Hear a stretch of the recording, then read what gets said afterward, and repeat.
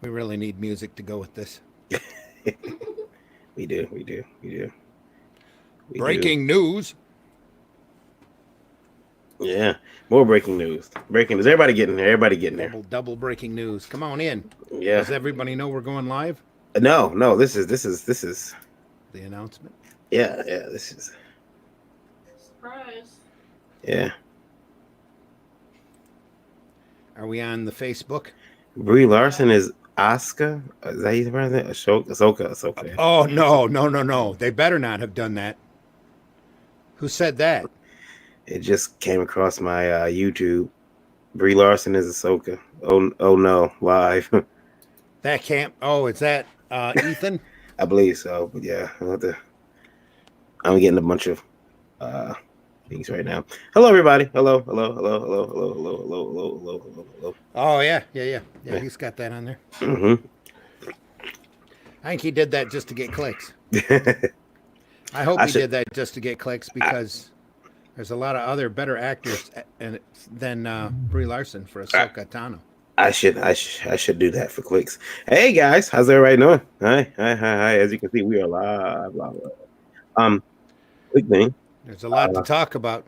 Yeah, a lot to talk about. If you catched my, there's 8 people watching now. Yeah, so let's go. If you caught Eric Buckley, yo. Yeah, how you doing, Eric?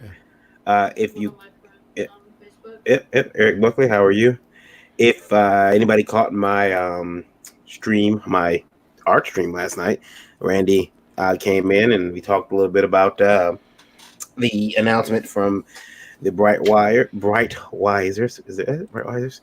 Breitweisers. But they were Mitch starting. And Elizabeth.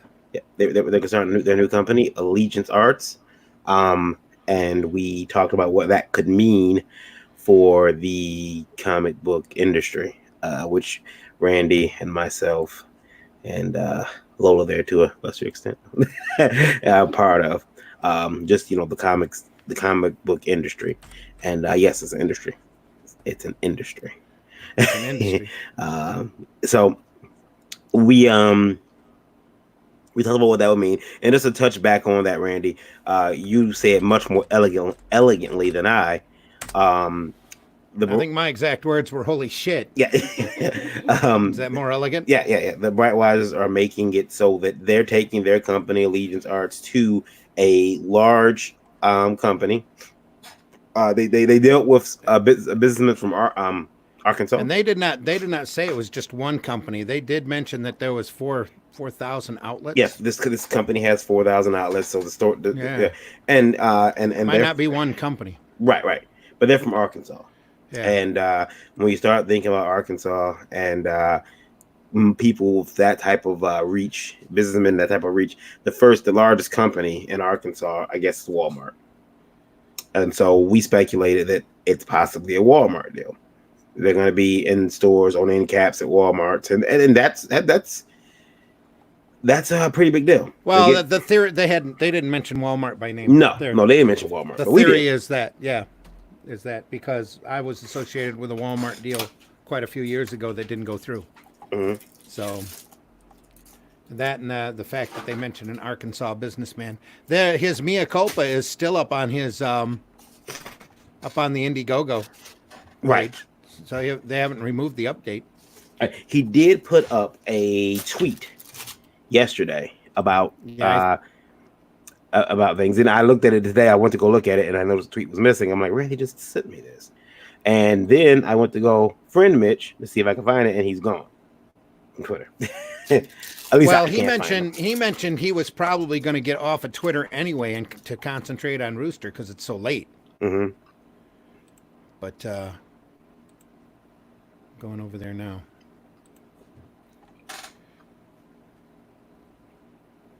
Oh. Well, apparently. Let me scroll up here. Oh, no. That's not right.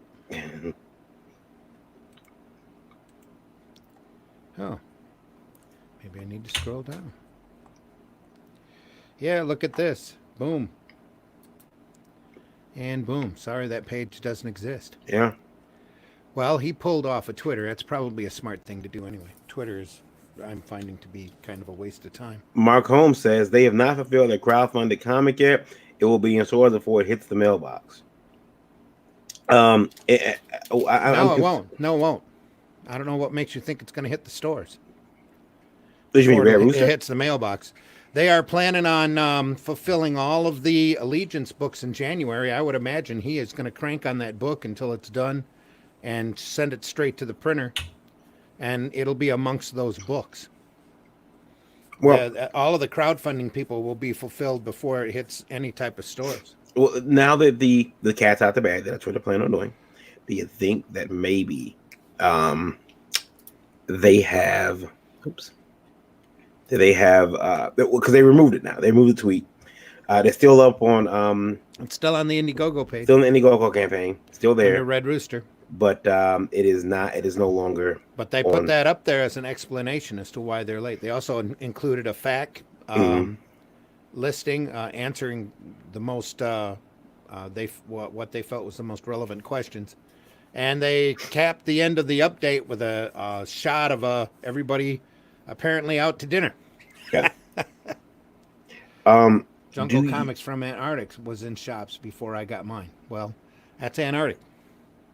Was that Jungle Comics? I remember hearing about that. And we talked about that, Mark. We talked about we did really dislike when people do that on crowdfunding. So I'm right along there with you in the frustration. That's absolutely not right. Yeah, that's absolutely not right. Yeah, we've invested in their campaign. Yeah, you should get it before. Yep. Yeah, you should get it before they do. And I've gone to cons and I'm seeing it. People go to cons with books while they're the people who crowdfunded and funded the book for first backers haven't gotten their book yet. So that's just bad business because you're discouraging anybody from investing in their campaign again. Mm-hmm. That's just terrible business. So some of the things that I've heard now, Randy, and as I've read since the deletion of the tweet, the post of the tweet, and we talked about it in depth yesterday on the. If you want to look at that, you can go to Kid Riot on YouTube. Anybody look to see if Kelsey Shannon had pulled his tweet, or what about Butch Geis? Well, if they just shared the tweet, then it. No, I mean if they've disappeared off of Twitter. I have not. Because if what Mitch is saying is true, they want to have all 6 of them books done before they start their appearance in February, which means they need to get to the printer by the start of January, which means they've only got 2 months to go. Yeah, I did notice I was over at the Allegiance Indiegogo campaign and saw that you could buy your way into 3 of the books as a character. Yeah, I've seen that too. $2,500, and $3,000. Now the Allegiance Art Twitter is still there. Yeah, their Twitter is still there. But as for is anybody screaming on there? I can look, but I can go over there and look. Yeah, I'm looking now. I don't see anybody saying anything. Not anything. It's like excitement. Yeah.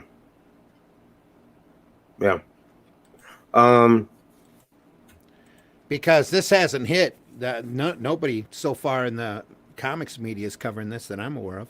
Everybody's just totally ignoring it, like they do most of the CG stuff, other than the fact to vilify them or point out that Ethan is late. Well, but besides, outside of CG, it's just it is big news. If you're gonna get comics inside of this is huge news. But that's the thing. I am wondering now that he's pulled a tweet. Does this from a standpoint of a publisher? You yourself being a publisher, does this look bad when you put the tweet up and then you delete it and then you're gone too? Does that were you harassed off of Twitter? Are people trying to dig into the specifics of the deal? Maybe trying to get it shut down. And are they a little bit afraid of that? And they should be. I know that if I made a comment for last call that, hey, we're going to be in this particular store, and me and you both know it. We've had situations as artists where we've put out, we told our friends, hey, I'm working on this deal, or I'm doing this deal or this piece of art for this company, and then you get a call 3 days later from the company stating, hey, we got a call from Billy Smith, and he says that he can do the artwork better than you and for 20% cheaper. And that's happened to you. Something like that happened to you. It's happened to me. I had a guy call up a commercial client, and thankfully the commercial client called me and kind of insulted me. He was like, "Hey, I don't know the type of people you got working for you, but you need to tell them don't come to my office, trying to BS their way into a job. That's not going to happen."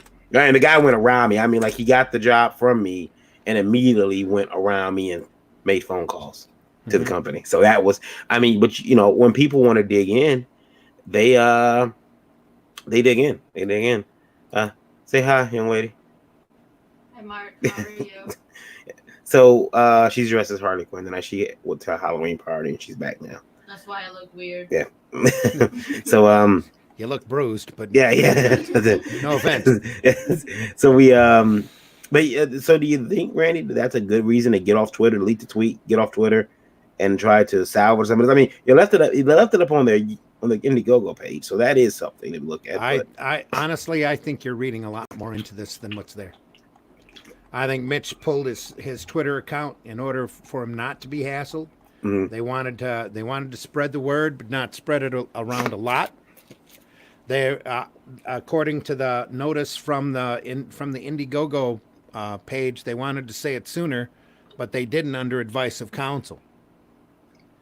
And that they figure that now they're so far along on the deal that it can't be screwed with, that they're going to go out and do it. I gotta tell you, I just think the removal of that tweet says something. Hopefully they weren't bullied over Twitter. No, I don't think it's. I think you're reading way too much into that. I do. I think that Mitch has decided that he's late, and he's embarrassingly late because he read the responses to his campaign screaming about wanting refunds, and he put the mea culpa up there and then jumped off of everything. He was talking about doing it. Ethan mentioned he was talking about doing it before. And then we should be clear that he did not. We don't know if he deleted the tweet, but his account is gone. Now, sometimes when you delete your account, your tweets come down too. If he wanted that gone, he would have taken it off of the campaign site. Right. So it looks like his Twitter is gone. Now, so I mean, and then the tweet. So it's I should try to clarify that it looks like he took his account down and because not. He already said that he was knuckling down and leaving the Allegiance business to the Allegiance staff. Right, but I just want to be clear. Apparently, he spent months trying to get together. I just want to be clear that he took down his account and not so much the tweet. The tweet comes down as a, because the account is down. The account is no more. So it's not, Having said that, though, what that means. How you doing, Dave? Hey, Dave. Hey, we're talking about the Legion's Art situation again that happened yesterday. Randy, was it yesterday? But it was yesterday. Yep. They posted day before. Right. Everybody saw it. Well, not everybody. Apparently, not everybody.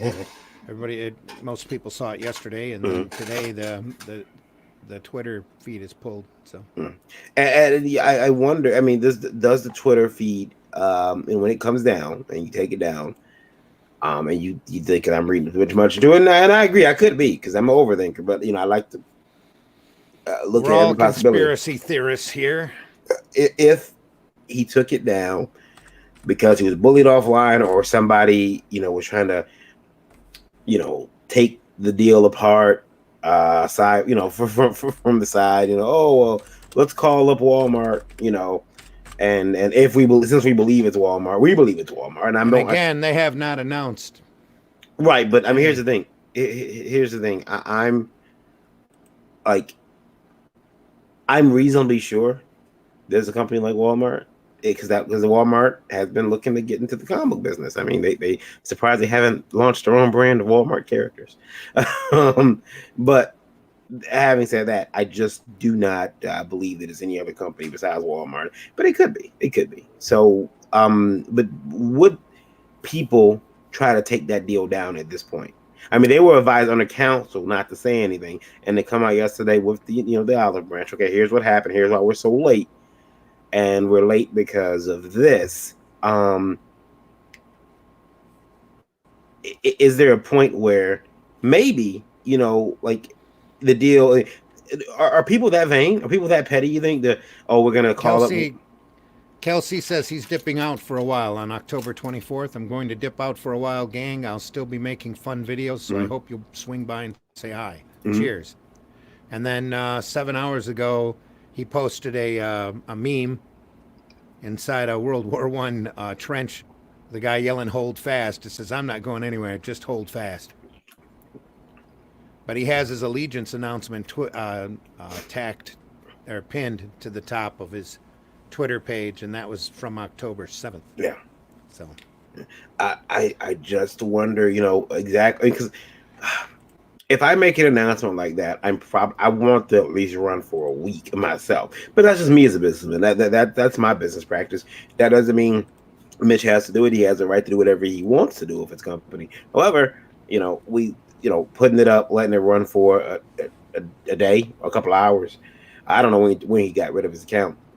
You have to wonder, if there was something sometime today. Yeah. No, I don't. You're reading too much into it again. He's pulled his Twitter account in order to concentrate on work. That's all, and to not answer questions. People who have questions can go over to Allegiance Arts. He has a different staff. He said that at the bottom of his mea culpa. Yeah. I just wonder. I can read that to you. I just wonder if he, with the deletion of that account, if that's gonna again, because I already see it online. It's given. Oh, I'm sure the haters are out there already screaming, celebrating. Hey, look, he was lying. Because the theory right now that go ahead. They just posted another update. Let me scroll down here. Why are you looking for that? The theory that's putting out right now is that he got rid of the account so that. That's the Allegiance. That's the Allegiance update. Yeah. They're talking about the Baz Reeves book. Yeah. Yeah. The theory floating is that they put out this to kind of make people stop harassing them on the book, and now they're pushing back, saying, "Yeah, that's not, wait a minute, we may have went too far." I believe they do have a company. I know the company's coming. Look at it. No one puts that much time and effort into something unless they're going to do it.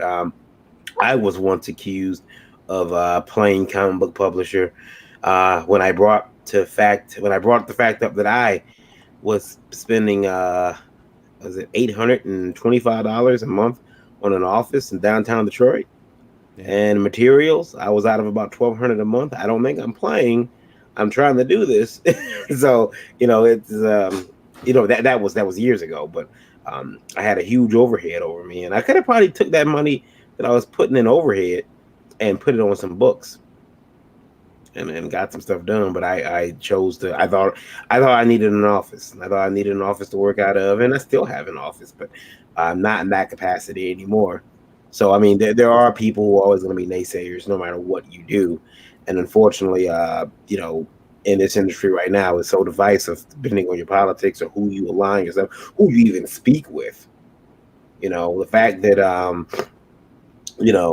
it's gotten silly and stupid is what's happened. Right. You used to be able to talk to anybody, and it's so clicky, and it's been clicky for a while now. It's like you can't even talk about the industry in general because these people are so close-minded. They don't. I don't have to understand shit. Yeah. They yell at you, turn around, and walk away. It's like, dude, I'm just telling you how the business is. People are making money. I think it's odd. We will be closing. This is from Mitch. Mm-hmm. We will be closing the Red Rooster campaign on November 15th and giving everyone firm fulfillment dates as soon as I can get solid data. This is a very high priority for us. The project is obviously behind, and I have to wall myself up in my studio and muscle through Red Rooster as our Allegiance staff march forward with all other duties. That's what he said. Mm-hmm. So yeah, I think he pulled his account in order to concentrate on stuff. Right. That's what I think happened. But just coming out now and announcing it, he said he did that in order to explain to the Red Rooster people and to try to calm their screaming. Mm-hmm. And that I was here for a while. I had to be here for a while. Now I'm back on this. It makes sense to me. Well, I'm glad. I'm hoping they didn't get bullied offline. That would really, really suck if they got bullied offline. Yeah. Well, he's like Zach's been telling everybody to get the hell off Twitter No, I like Twitter. because Twitter is just the field for weirdos. I'm on Twitter. I'm weird. Yep. Yeah. Well, very weird. Probably. You're saying that you only one Very weird. wearing Halloween makeup right now. I'm weird. I can't believe it. Yeah. um, I'm This tired is, of paying Mark for Holmes says, a book "I am." a year in advance and then listening to excuse after excuse. I hear you, Mark. I'm there. Yeah, right I mean- there with you. I just got pink lemonade today. Yeah. Variants had it for 3 days. You know my what? frog book yet? I got It my. still says they're all being shipped. So I got the copy of Pink Lemonade we're going to give away, today as well. So I got that today. But Randy, I'll tell you something. This is going to warm the cockles of your heart. I had to send pictures of the books to Nick because guess what? Huh. Nick doesn't have them either. Nick doesn't have his books. No, he doesn't have his books either. So, Oh, right, well. yeah. So, it's like, oh well, They're in the mail. Yeah. When the creator of the book doesn't have his books yet, he didn't do the fulfillment. So, Right. He- Yeah, neither is Ethan. They're driving him nuts. yeah. It's taught me a lot about crowdfunding. I'll tell you this. Yeah, he said that yesterday in a live stream, which apparently didn't show up on some of the YouTube. It's not on his main page, so I had to call it up off of my notification in order to listen to it. I'll tell you this. When we did the pre-orders for Retrieve, that was a nerve-wracking experience because we went live with it, and then I forgot about it. Yeah. I forgot about it. I said, okay. And then to be honest with you, about 3 days later, I went and looked into the account and I seen a page full of orders. And I thought, excuse me. That's what I thought. Yeah. I thought, oh my goodness, what are we going to do? Because the orders I had outweighed my mailer stock. I didn't have enough. Yeah. So I had to put in an emergency order, and thankfully the supplier did not charge me more for an emergency order of mailers than what I did and my shipping material. I got that within 2 days. I got, I had the books, and they were all out in the mail within that week. Cool. But it taught me something that when we do pre-orders for books, we have got to be on top of it. And these guys are learning. They're learning. Everybody's learning, but I mean, these guys are learning. They're getting a huge success of these campaigns, and I feel that with a lot of things happen to crowdfunding, I feel that we're gonna find this time from just because these guys they've gone around the publishing companies now. They don't even have to have a publisher. They don't have to go to the stores. They're just going right to the consumer. Consumer. Yep. And the same. And I remember watching a documentary. Oh no, it wasn't a documentary. No, it was Todd McFarlane. He was on. I forget who did it. It's called The Blueprint. And he was talking to a gentleman, and he told him that he was giving 18, 19-year-old kids $500,000 checks. And they, oh wow, for their first comic, and they hit the door, and then he couldn't get them back to do issue 2. Yeah. Or, because he's over in Maui, or he's over in Image, a lot of Image ran into that. Yeah. Yeah. So there's a bunch of Image number ones out there, and then the person was like, yeah, but he bought a Ferrari, he bought a bike, he bought a sports car, bought baseballs. Yeah. Well, I mean, I'm talking about the other people. Bought pixie dust. Bought a toy company. Yeah. Well, but not just them, not just the founders, but even the talent they had. That's what he was saying that they had trouble. And they had no. That kind of happens when you hand starving. Yeah, that's kind of what happens when you hand starving artists a $500,000 check. Oh, I got money. Yeah, let's go spend it. Yeah. And so they didn't go out, and they had no way to get them back. Although I think I wrote in the contract, you better come back. You owe me 5, and I do in my contract. You owe me 5 issues. But Yeah, but They there's a difference between having a contract and having it enforced too. So Image yeah, at yeah, least yeah. had the money to threaten and to make these people come back. But little small Well, independent publishers, back when I was doing Arrow, I had two people uh, buck out on their contracts, and buck is a mhm. kind word. And they were only doing 3 issue books or 3 issue stories, and it was always Mhm. the third one that they decided that they didn't want to have any Well, part in. I'm wondering if that's what's going to happen now because you got guys making five 600,000 on their book and close to a million on their first book. Does the hunger in some people is going to die? Because I put out guys who did their first comic and they did that first comic and that hunger was dead and they never came back. I can think of a couple people that have one campaign fulfilled and the second campaign was just as popular, and well, for some reason they seem to be really late. Yeah, yeah. Lone So Star. Anyway, there we go. I'm gonna get a dirty call from Sanderson Practices in a little bit. Um, um, you'll be saying your own mea culpa tomorrow.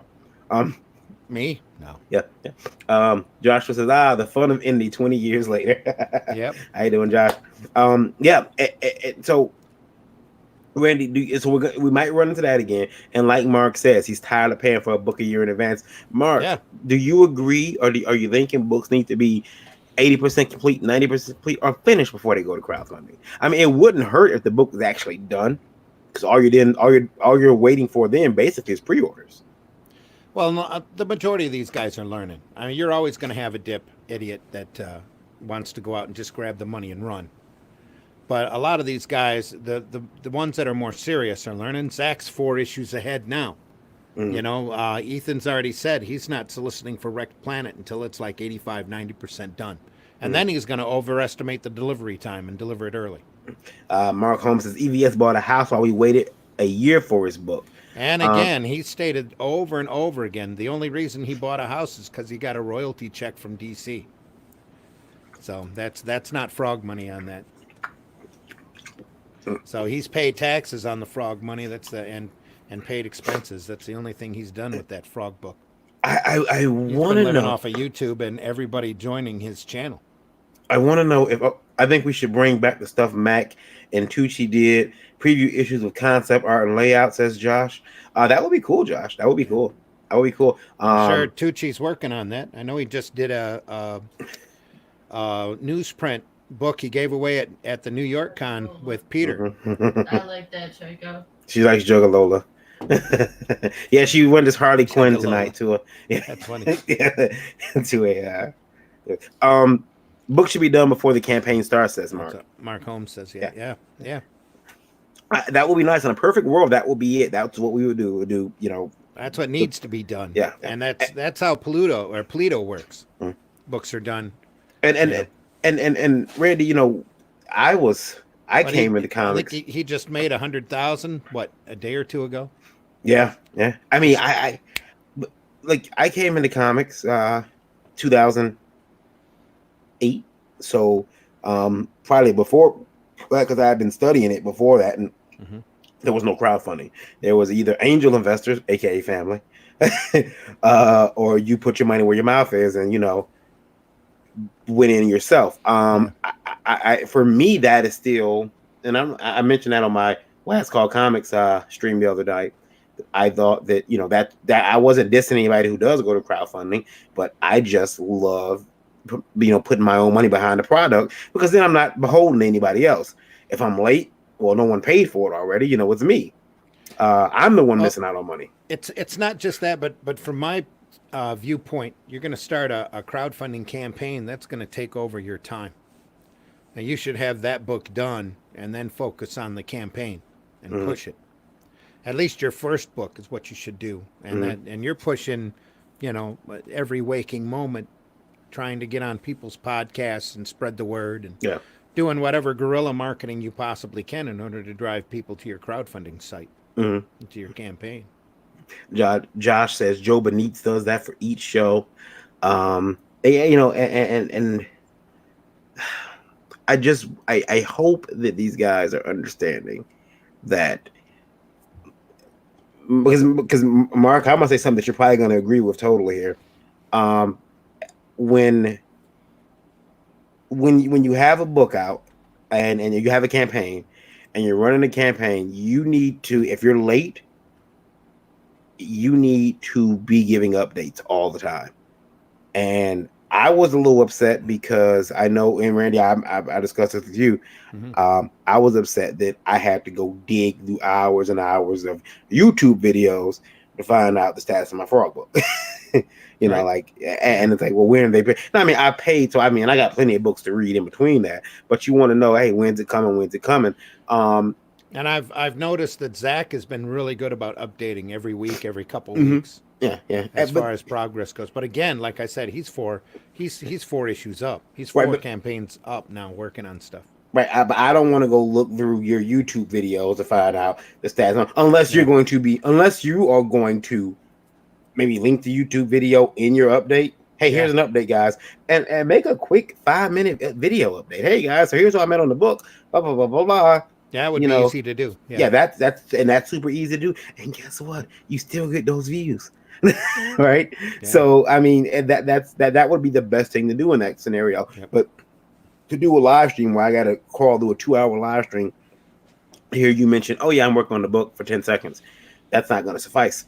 Communication is king. Yep. And how many creators go radio silent as soon as the check clears? Yeah, that's very true, Mark. Yeah, Mark. And not arguing there. Yeah. And Mark, you can also check us out on Indie Vote on YouTube. Like and subscribe to us there. We do Indie Vote Live. This is a special. This is because we want to talk about the Allegiance situation. Nice to swing by though. Yeah.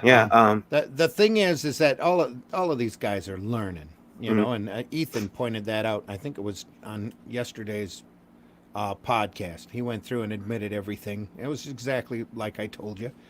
They had printed a bunch of stuff and they couldn't stick the chromium cover on it, so they had to go back and reprint it on thinner magazine paper. So, you know, it's just now he's having trouble with his fulfillment service. So, and I think it was everything's one step at a time. I think it was M3SOZ the other day in the chat. He said that there was a, and I want to ask Ethan about that. He said there was a, I think it was M3SOZ who said there was a message from Ethan that said that investing in a crowdfunding campaign is not buying something. You may not get the product. Yeah, that's bullshit right there. Yeah. If Ethan says that, I will take him to task for that because if I invested, I sure as heck better get a book. Yeah. Josh, do you want a link inside, or are you? I know Randy has to dip out in a little bit, but you can. Randy, are you going to come back after you dip out, or are you gone for the night? I can. Okay. And the wife will be a little grumpy, but that's okay. Tell Monica I'm sorry that you're on the air again.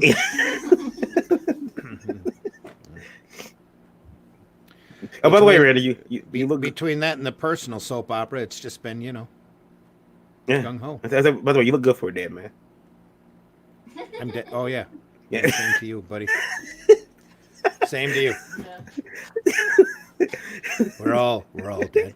Unfortunately, we're not like some people, some artists out there who are dead inside. They just want to think that we're dead. I'm dead. Yeah. I have no soul. Josh, just bring it on. All right, I'll send you a link, Josh. You didn't sell yours years ago? My soul? Yeah. I tried, but why do you think I look so young? God damn it. I don't look bad for 106 years old. It's all good. I think that my only wish now is that I could go back in time and take a entire box of Action 1 and hide them somewhere. Hey Josh, how's it going? Not too bad. How you doing, man? Well, so I came in the middle of this. Are we on Brewster again with this whole craziness of not fulfilling and just passing through your money? Well, money at dinner. The reason why they admitted last week, they admitted yesterday that a couple days ago. Yeah. They quietly put an explanation up on the Red Rooster Indiegogo campaign. Yeah, I can read it to you real quick. Oh, I can search it up. Okay. If you've already covered it, save some time. Yeah, we have. Yeah. Covered it. We covered it yesterday too. Yeah. We did it. Okay. We covered it on my station because it broke and I was doing a lot. I was drawing, and I'm like, Yeah. well, I don't want to switch over to IndieVolt to do this. It didn't break. I just finally got your attention of it. That's all. Oh yeah. It's like, Around stop today, looking so- at the paper. Look at your phone. Yeah, it's like you didn't see your tweet. Yeah. You didn't read it, did you? Because if you'd have Yeah, read it, no. you'd have sent me a link and we'd have been live. It's gone instantaneously. Yeah, it would have been. I'm like, what is going So, on? holy shit! That's what I said when I saw it. It's Right what's up, after, Josh? right after What's up, Dave? our Thursday show. Yeah, right after the Thursday show, I ran across a tweet Fun. talking about the notice, and I'm like, holy fuck! Excuse me. Exactly.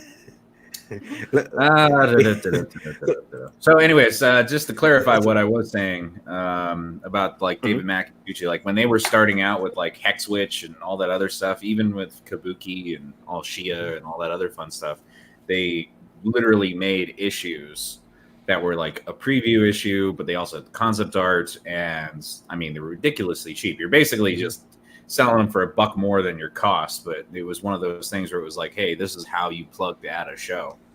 And that helped build your funds for being able to produce the book. But like as part of that, like if there was a delay or something like that, it'd be like, hey, here's a preview book on what we're working on, knock that out. I mean, come on, $2 for an issue, 200, you got 400 right there. Just Billy- ship them out or give them an e-copy at this point, technology wise. Billy just did that for the New York Con. He had a preview book printed of the She Okay. project that he wants to do, and had Peter Cimetti from Alterna Comics print it. Printed out in That's not newsprint. surprising. I figured with the newsprint that was the case. Had 250 Yeah, he's going back to copies those to sell tricks. at the show. Yeah. Yeah, Joe Benitez, he's been doing that with Lady Mechanica literally every show. And I'm kind of sitting there That's going, cool. that's really smart because he just prints it with like a blank on it and then they just write the table number. I wanted to. I was at a show. I think it was a Wizard World Cleveland, and I was right across from where Joe was going to be. Yep. So I grabbed the gift book, and I'm going to have him sign it. And I got there, and he wasn't there. He doesn't do shows. It's tab.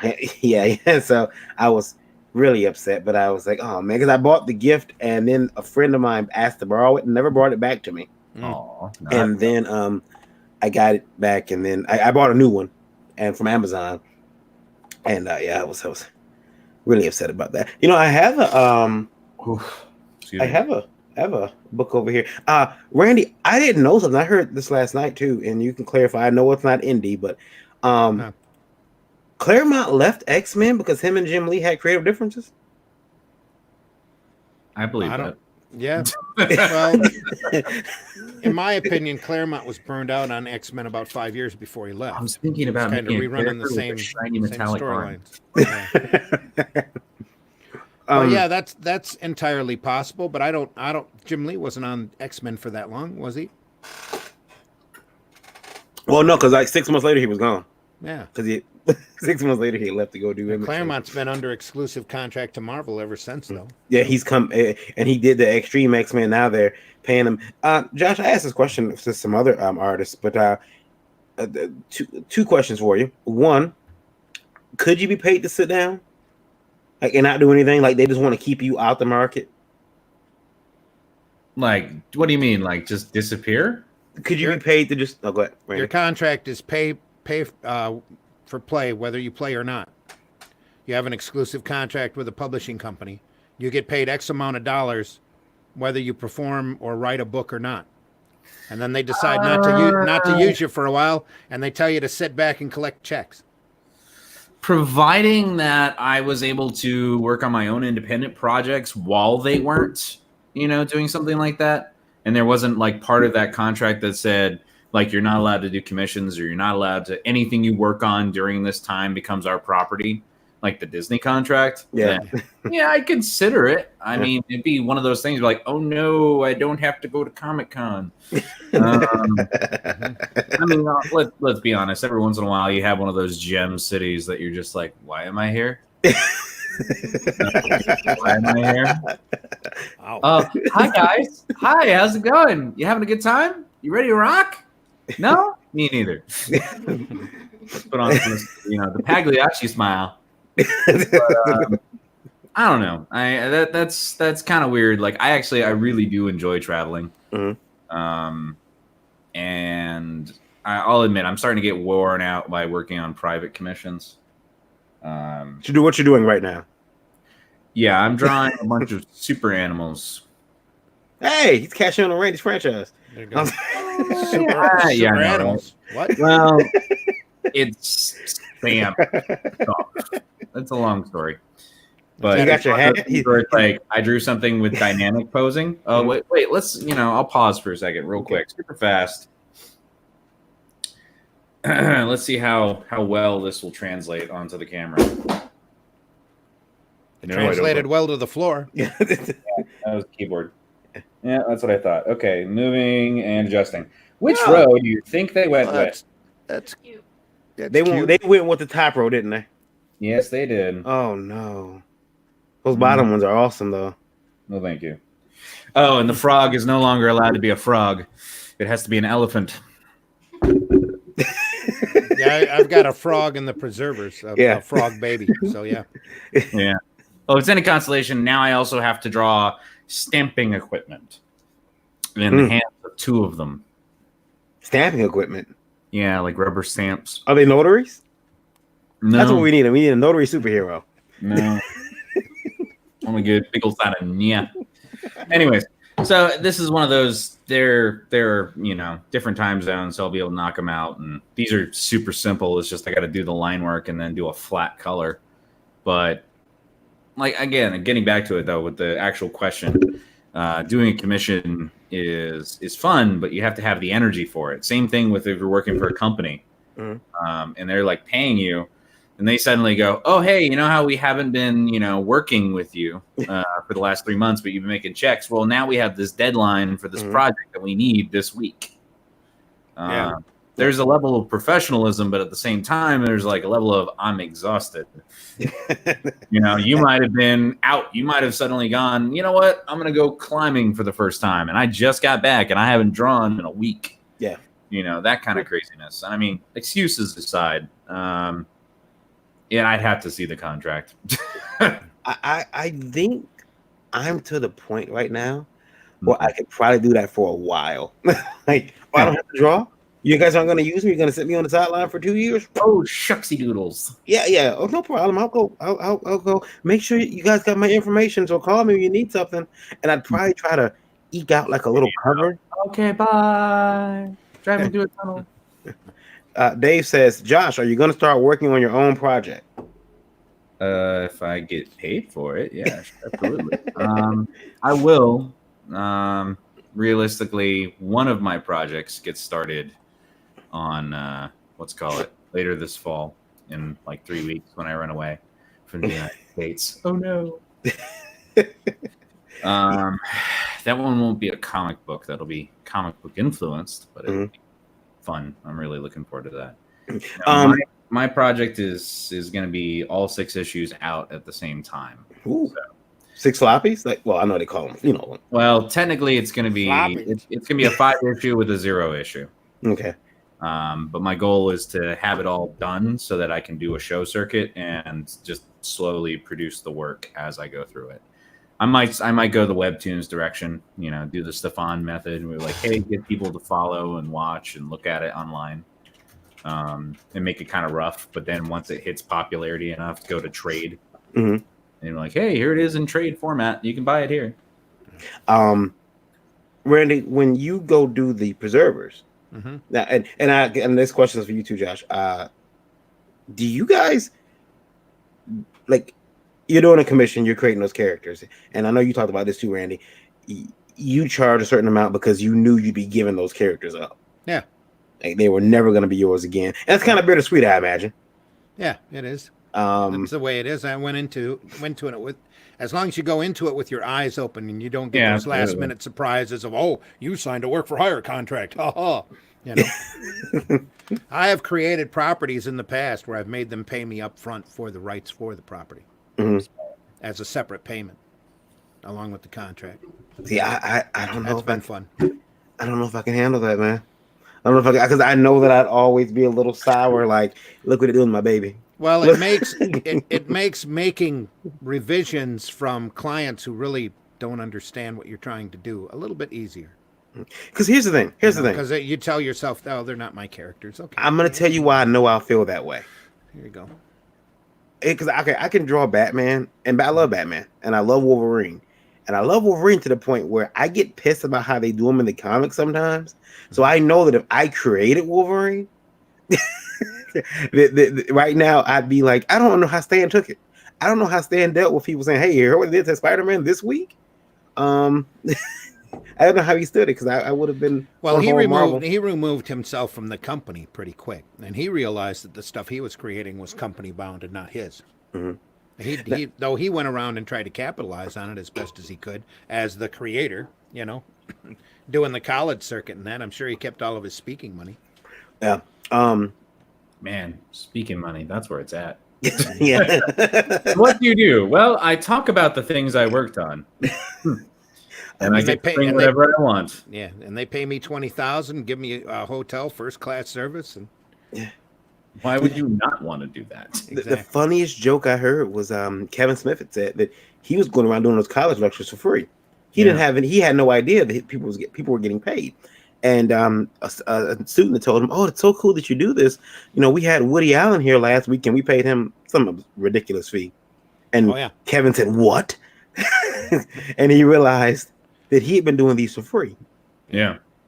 Like and so after that, I don't think I've been the same way. Wait, how much I'm supposed to be getting for this? Nothing should ever really be free. You guys don't have any TEDx talks coming up? No, Randy? No, Me? No TEDx talk. They don't like any of my suggested topics. I got invited out by my old college. Mm-hmm. That was weird. Invited out for dinner, or they wanted me to fly to Virginia mm-hmm. and come to their little college Comic-Con and do a couple of panels about being a full-time artist and try to persuade them all to stay going to college. What was the panel brought to you, or the Comic-Con brought to you in part by SAP, the Supplemental Nutrition Assistance Program, feeding many hungry artists and providing warm, hearty meals. I'm sorry. It should be. SNAP is the EBT card. Okay. Yeah. Texas, I think we call it EBT credit or something like that. Yeah. When I was doing Flint Comics, I'd go in and judge the final portfolios for the graphic arts department. I made a couple people mad. How dare you? Do you guys want to hear something that I was pitched today by a another comic professional? Fastball to the right. Clowns to the right. The Artist Alley coin. Coin? Well, silly Ethan's got ribbit coins. Why not? Why not? Artist Alley coin, or Artist Alley books, but he wants to have actual coins printed up. Yeah. That you can we can go through the line. We can canvas the line, give them these coins, or they can trade the coins in, or they can trade in for money, and they can come to these coins are only for use in Artist Alley. Hang on. I'm gonna say a hard. Hello?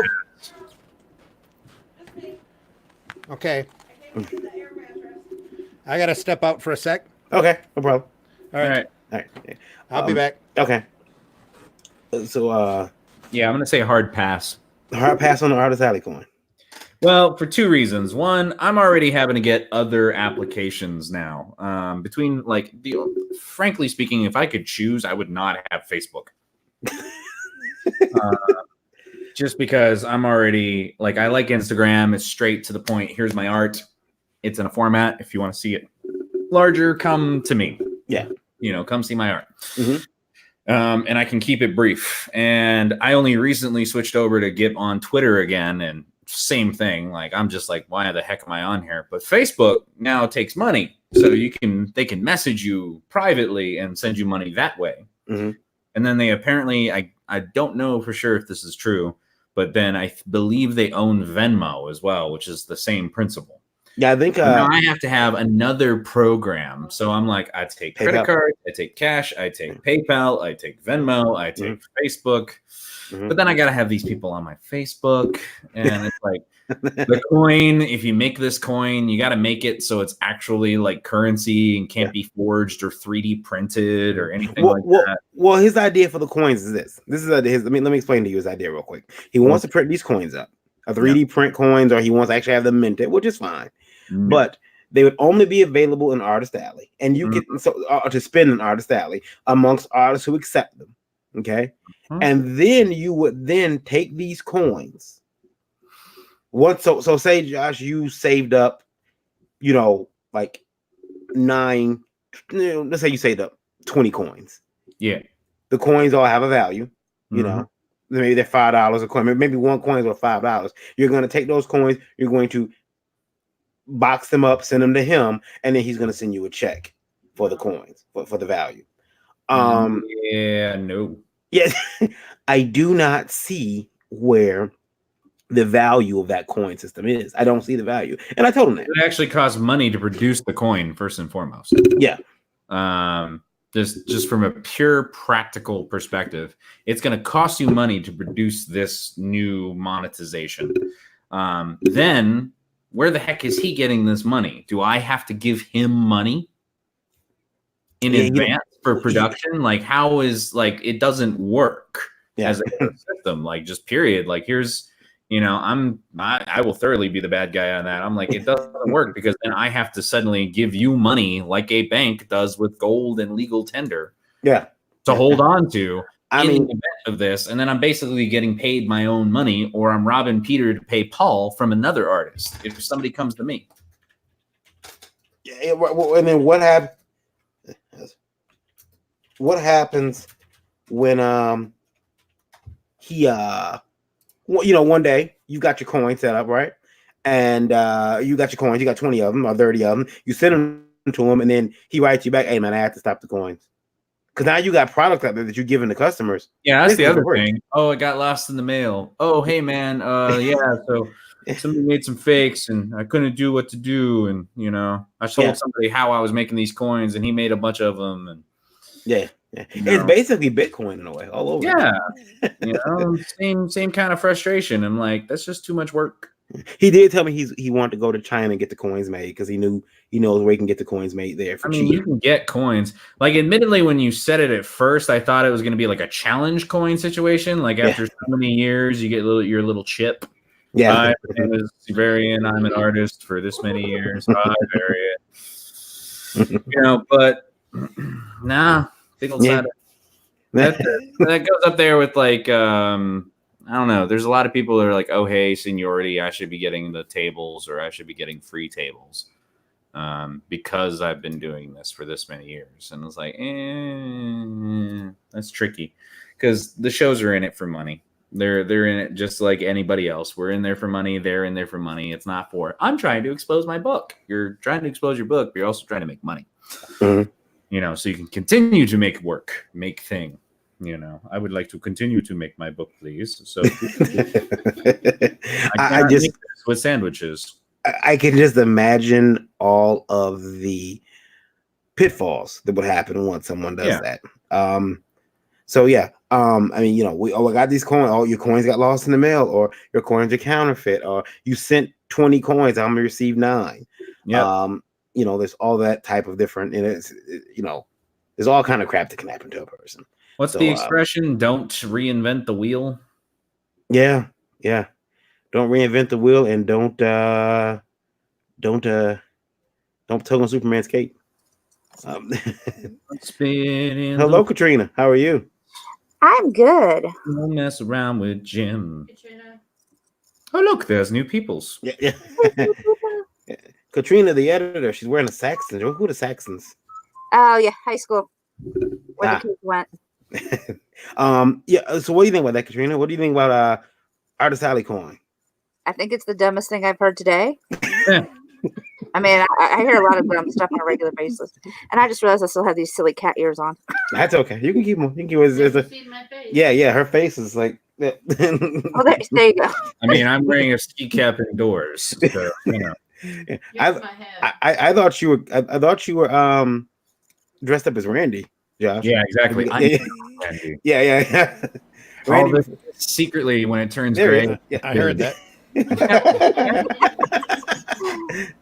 um, Just trim down to a goatee so you don't Yeah, look right. like It's just be so you don't yeah, look like a totally. bearded egg. Oh no, I got the same going on. Don't worry. Randy, I know you, The Irish widow's peak. Randy, I don't think you heard, so I'll go over it really quickly. Go ahead. An artist wants to go. He's got a contact in China. He's gonna make some coins that are gonna say, artist alley on them. Yeah. If you accept the coin, then you get the coins. You can send them to him whenever you need to, and he's gonna send you the value of the coin in cash Pass. or check. I'm sorry, I should check or money order. Pass. Now, is it the value of the coin or the value of the metal in the coin?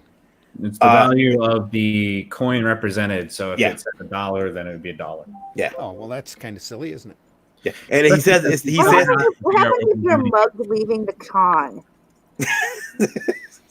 mug leaving the car. That would be awesome. I got somebody stole all my coins. The other thing is, so on a related note, Mhm. I guess somewhat related. So I was doing this show in Abilene, Texas, which is pretty much beer and football first and foremost. okay.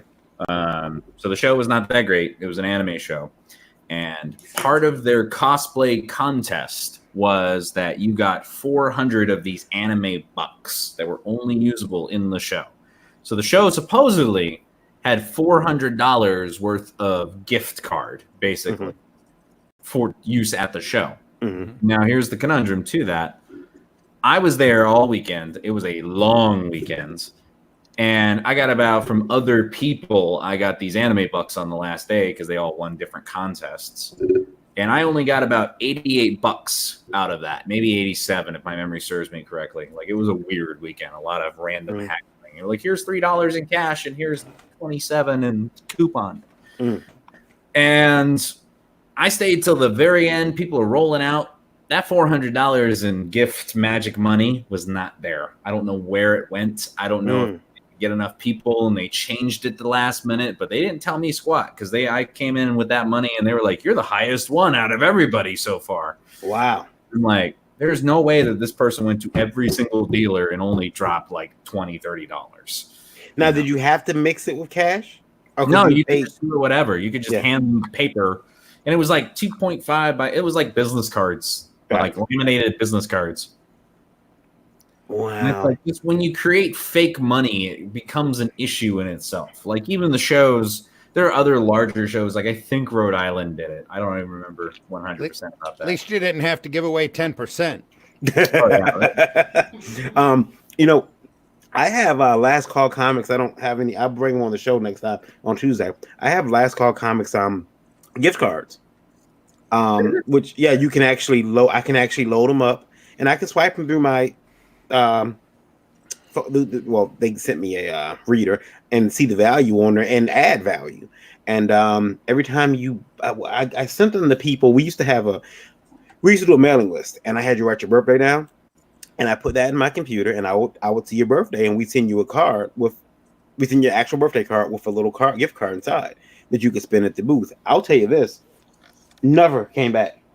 No. Never came back ever. Nobody ever walked. I mean, I know I gave them to some Michiganders who, came to Motor City Comic Con. I would have turned it in. Yeah. Well, we know. Katrina would have came back. I'm gonna take all this money. Yeah, she would have came back with like 3. Like, how did you get 3? Did you start a mailing I know list? people. Yeah. Because it depends on who you are and what you call me. I mean, it could be Kat, could be Katie, could be Katrina. Yeah. I wonder if, but it just make it didn't work. But when they're giving money out to the con, I mean, if you gave me $400 and said this is free money, you can go on the con and spend. Oh yes, I'm coming away from some stuff. Randy, how come there's no Zimquim? That's probably a wrong name. Zimquim. That's not a good name. Yeah. How come there's no Ziminos? Zimcoin. Seminoles? Yeah. So confused. Me too. Money at your shows. There's no Ziminos. I want some. Because a long time ago, I learned the simple concept of kissing it. Keep it simple, stupid. Simple, simple, simple. Bravissimo, maestro. 5 through the door, 50 for a table. Boom. That's all we need. Yeah. That's Randy's Flint show and the Saginaw show. Just And we give away some. yeah, See, that's another- yeah. We give away some I blame door you prizes. for my weather today, by the way. I'm totally blaming it on you. Yeah, what's your weather like there today? Degrees in Texas. Unacceptable. Yeah. Everybody make a sad face for Josh. Yeah, really. It was cold. Yeah, that's why you're wearing a ski cap. That's why you're It wearing thunderstormed last night, and I had to Oh, leave no. my bicycle at the gym 2 miles away from the house. I had Well, to walk in the cold this morning to go get it. Oh, oh. you guys are there's a lot of artists in Texas that I know. So there's you, Mustafa, everyone else's name. Artist. Huh? Just to clarify, he's an anchor. Okay. All right, he's an inker. People in the industry. Yeah. An inker or a There we go. tracer? I can work with that. Yeah, industry. Yeah, she got it. She got it. Industry. I like that. That'll work better. Yeah, man. There's talent. There's talent in Texas. But what is it about? And you touched on this yesterday, and I'm gonna make you do it. Then you're gonna talk about it. What the hell is going on with your conventions down there in Texas? Oh, that. Yeah. They all owe money. No. So the long and short of it, without getting into full speculation and hearsay, Yeah, we said that for Tuesday. there's a lot of oversaturation. The typical culprits are Dallas, Houston, and Austin, but more frequently it's San Antonio. And suffice, I guess the most politically correct way to say this is that there was a show last year that had somebody that's going to be in a very up and coming, very popular franchise, and this is like part 5, right? And they were a guest at the show, and unfortunately, because of that person has a ridiculous commitment cost, not to mention the actual event center and things like that. And it was just a complete dumpster fire. Like there was a guy who decided to be Powerline from Goofy Troop, Goofy movie, whatever. Yeah. He decided to go blackface and hosting the costume contest. I remember seeing that picture. Yeah. So that was part of that event. So roughly less than a month later, there came out another show. And they did like a whirlwind run around, announced the show, did a bunch of celebrities last minute that it kind of was like, okay, well, it was good for a first time show, whatever. Well, this year they did a show and it conflicted with some shows that were in the Austin area intentionally. To the point people were complaining, while that show was also trying to poach artists and vendors. And this is directly from the artists and vendors themselves who were like, yo, I got hit up to go do this. Like literally Saturday, they were like, hey, do you want to come down here instead for free? Kind of ridiculous drama. And in that area of San Antonio, at this point, there's probably at least, I want to say a minimum of a dozen shows. Like it's kind of ridiculous. And there's two that are kind of quote unquote fighting it out. And one of them is the one I was discussing with the bigger celebrity. He did a toy show about a month ago. And then he announced just a couple of weeks before that toy show when he was going to be doing his Halloween show, which is normally the weekend that this show has been on. And right after that, the new show that had come up from last year that did a show this year and was doing all the poaching, they announced themselves as the only true Comic-Con and that they were going to be doing a show and it was going to be the weekend prior, which is this weekend. And since then, it's just been a lot of angst and drama and just all sorts of craziness. And then, like, for me, it's like, yeah, we got a lot of stuff when it comes to comic books and things like that. My issue with that show is like, hey, they're calling themselves a comic book show, but they have no comic books, no comic book distributors, no comic book sellers. no shops, no, like there's maybe, I want to say 20 artists, give or take. Some of them might have comic books. I know one of them's a local artist. He does his own book. He does a couple of indie books there. He'll be going to that one because he mostly does celebrity likenesses for his artwork. So he did a couple of pieces for those specific guests. But it really is just turning into almost like a bidding war. And I'm really hoping for the better. But it's like, I made my choice. I don't like what I've seen the CEO of that company posting online. I've got it all saved up on screenshots. Because it's one of those things where he's apparently very volatile and likes to threaten people as well. So, and then they proceeded to send me about 4 or 5 emails from different emails trying to get me to buy a table. Because, and this is where it gets ridiculous, is that show that's this weekend. They're declaring it a free Comic-Con, but in order for you to come in for free, you have to buy a VIP pass for the show that is next year. And then so they're offering the same deal for the artists, and we're like, hey, if you buy a table for our show next year, then we'll give you a discount for the show this time. We'll give you like $100 or something like that.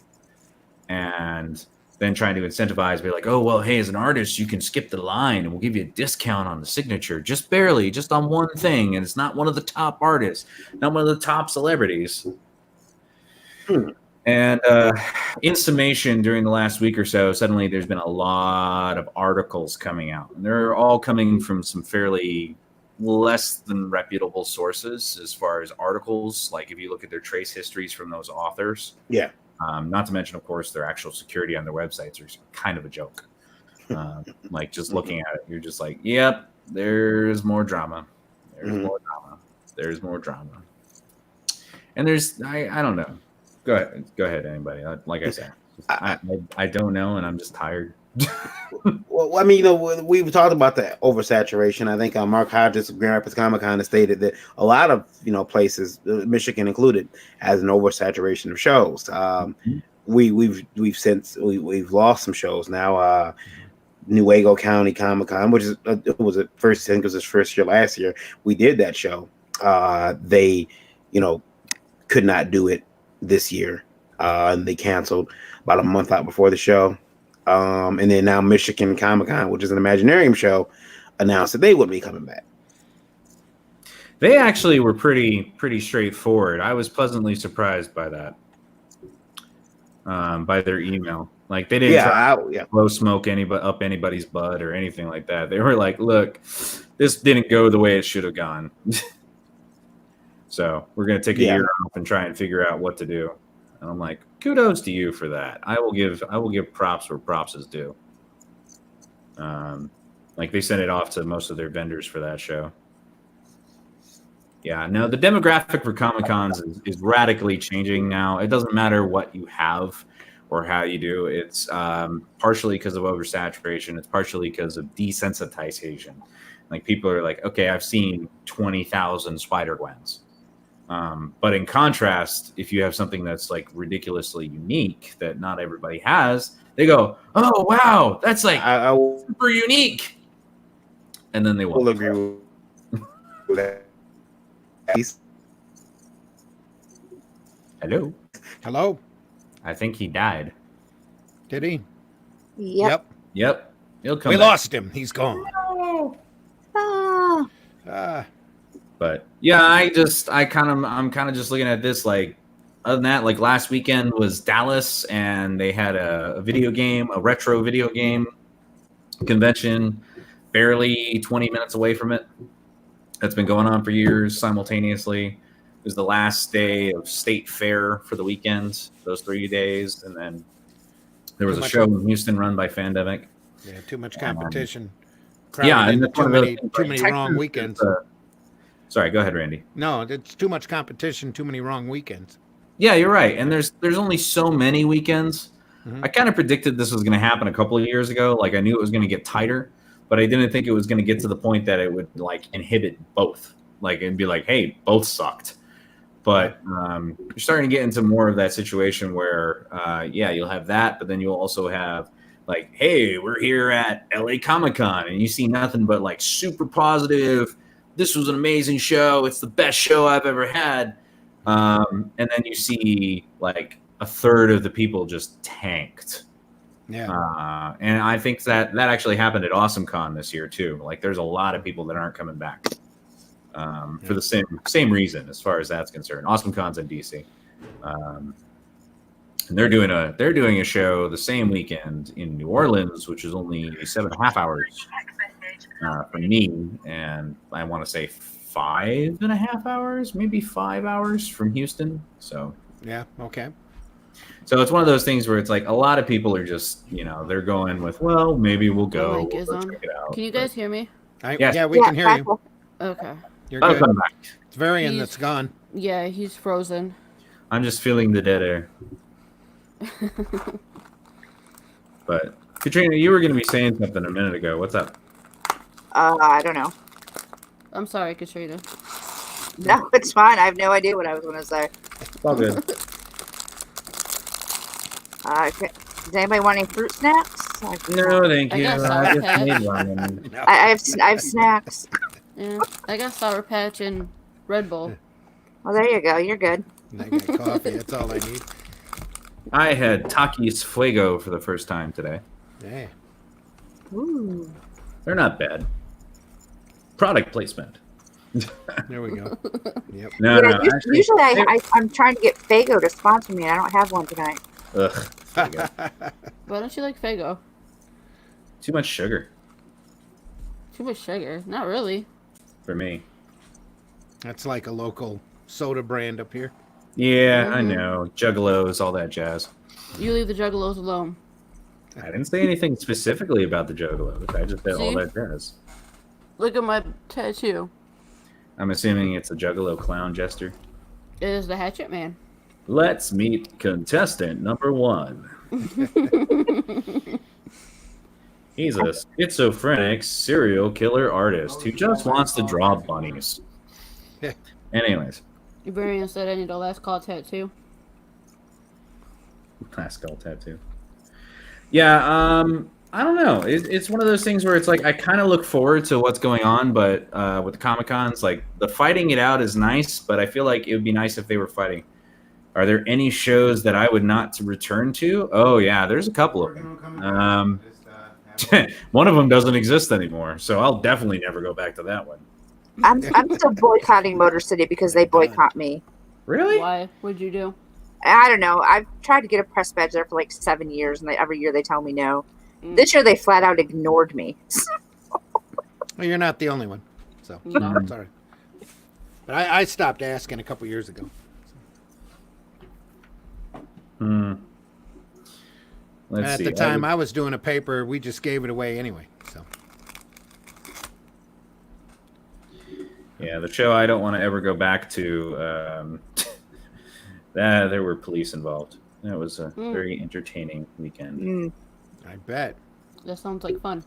Yeah, I'll leave it off the thing. I've been fairly open about it online, but it's one of those like, another day, another dollar. I just, you know what I kind of want to see, because I've started noticing this trend myself, is people are complaining about size of prints. And so what I've been doing is I've been starting to do more original work, doing more like originals, like 5x7s and 8x10s and comic books. And it's a little bit more cumbersome, and I have to be a little bit more ginger with them, but more genteel rather. But at the same time, it's one of those like, hey, you can draw more than just what's on your print catalog. And that's kind of cool in itself.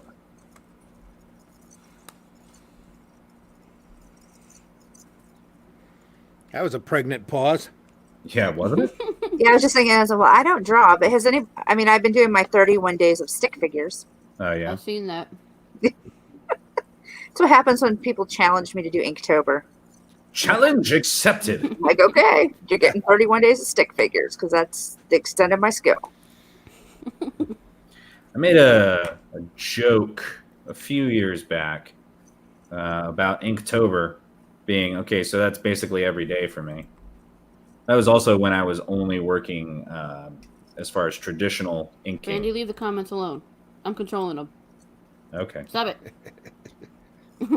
Goldman. Who's Goldman? He runs Motor City. Oh. He doesn't run. He owns Motor City. I was having a very, very interesting discussion the other day. So it's like I know who runs AwesomeCon, and I know a lot of these different people. I'm not going to name drop, but it's one of those. It doesn't matter until you get to that point where it's like, okay, this guy's a scumbag. You know, like, hey, he's cheated these people out. He's canceled his show 3 or 4 times. You know, there was, this person suddenly canceled 2 days before the show, and he's done this 3 years in a row. He was like, oh, sorry, we can't have Matt Damon at the show this year. Some people will get that reference. But it's one of those things where it's like, it does... the person in charge of the show, 9 times out of 10, isn't the person deciding whether or not you can come to the con. Mm-hmm. It's somebody that they've delegated to. And funny enough, I was looking at this show in Dallas that is this weekend, which makes me just die laughing, like reading this, because of their application process for vendor and exhibitor. And it's a smaller show, but it's one of those I'm trying to force myself to get back into giving some of these smaller shows a better chance. Let's see. And this is the same process for vendors as well as artists. Booth applications are a mixed lottery system. A random selection of applicants will be selected from all of the applicants and then emailed with instructions to get space. That has 1 comma in it, by the way, for anybody who's a grammar Nazi. Some applications may be given priority based on their history with our event or type of items carried, if it makes our exhibit space better. 1 comma in there as well. Although we would like to welcome everyone who is interested, applying does not guarantee a space simply because we have so many more applications than space available. Click here to apply. Applications submitted 90 days or less before the con will not be reviewed, but you might get an email for next year. Sounds like favoritism. Yeah, very much so. But at the same time, it's very entertaining. They were like, "Oh, it's a random selection." Mm-hmm. I believe you. Yeah. It's random so long as you fall into these categories. Mm-hmm. It's random. It might be an item like that we can't carry, like, oh my goodness, can you imagine anime-themed lightsabers? Sorry. That's just one of those hilarious moments from my own self. I'm a Sword Art Online Jedi. Sorry. Is Varian getting unstuck? I don't know. Secretly find out that Varian just needed to go to the bathroom, so he made it look like it was glitching out. No, he's he's right across from me. We're in the same room. I know, but I can still make the same joke. I do see the lighting reflecting when he's on his from your setup. I'm just trying to be funny. Anyways. Is there anything else that we were going to talk about? I think you covered the books as far as that's concerned. We covered Comic-Con drama in Texas. Any topics? How about that local sports team? Hey, our football team actually won. Varian's the questioner. He has a question once his computer unfreezes. Did he want to know my breaking news? It's super exciting. What's that? What you got? Is it another teddy bear book? No. Nope, it sure isn't. Actually, I was brought on as an editor for Arledge Comics today. For who? For Arledge, they're out of Washington. State? Yes. Mm. So that's my big exciting news for today. Cool. You getting paid per project or paid like per project? Okay. Yeah. Work for hire. Yep. Do. Oh my goodness, there's a live comments button. Holy crap, Dave. That's all I'm seeing is Dave and Ralph. Right now. Yeah, we don't have a lot of people watching. So. You know what? They can watch it later. That's half the benefit of this. Yeah. They can listen to it later as well on Sirius XM. I don't think I know Dave or Ralph. Hi, Dave and Ralph. Varian said he had a question. Is he back? Did. No, he's not back yet. He's trying really hard. Oh no! All right. Well, Dave and Ralph, toss us some Yeah, stuff toss here some while we're waiting questions. for the Grand Meister ceremonies. Photoshop pretty much crashed his computer right now. Wow. I mean, don't make me go into self-advertising here, people. I don't have a whole lot to advertise. I'm running a sale. If anybody's looking for an editor proofreader right now, I've got a 10% off sale going Nice. because my car sucks. So, please help my car not suck.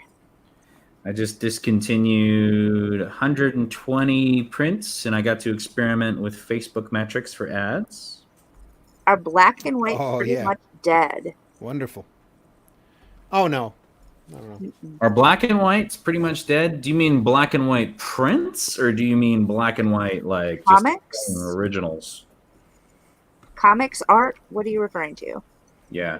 I'm sure he's talking More about comics. input. Need more input. Before there was Wally, there was Johnny. He was way better. Two different subjects, Foot admittedly. traffic isn't there for the third time at a show. Should you pull out of future shows? If you're not making money, what's the sense in going? Yeah, short version. Pure and simple. Third time, If yeah. you're not It's enjoying breaking ground. yourself, comics. Okay, so No. I would say not really. It all depends upon the product. depends on how good your black and white is. Like if you are an inker like Mustafa or Jeremy or anything else like that, and you're working with an artist and you can convey your project in black and white, then more power to you. I mean, they did a Sin City 2, didn't they?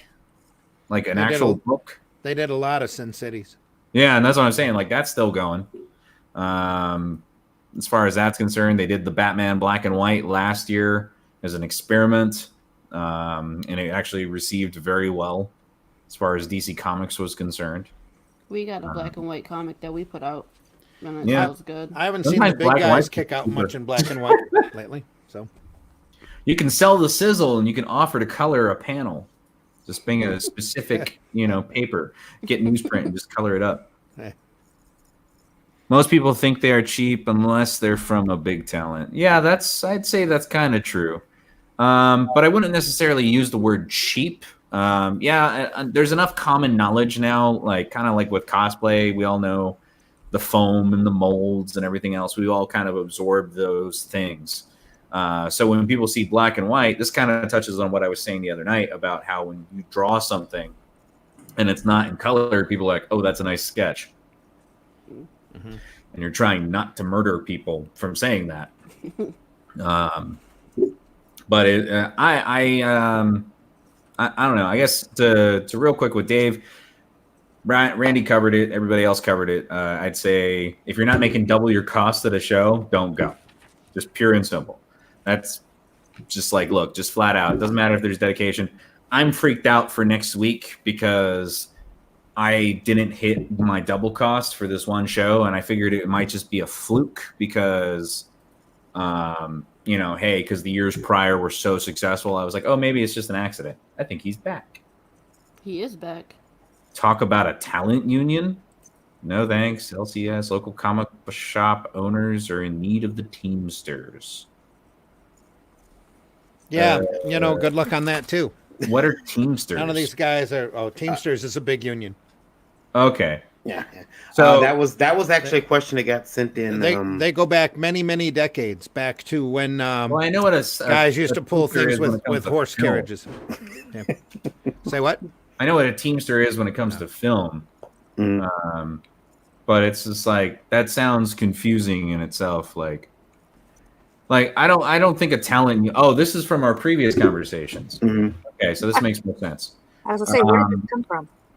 Look for in a new small indie publisher. Is the book done? That's what most people look for with an indie creator. Like, Second thing is, how in the hell did you get listed in Diamond?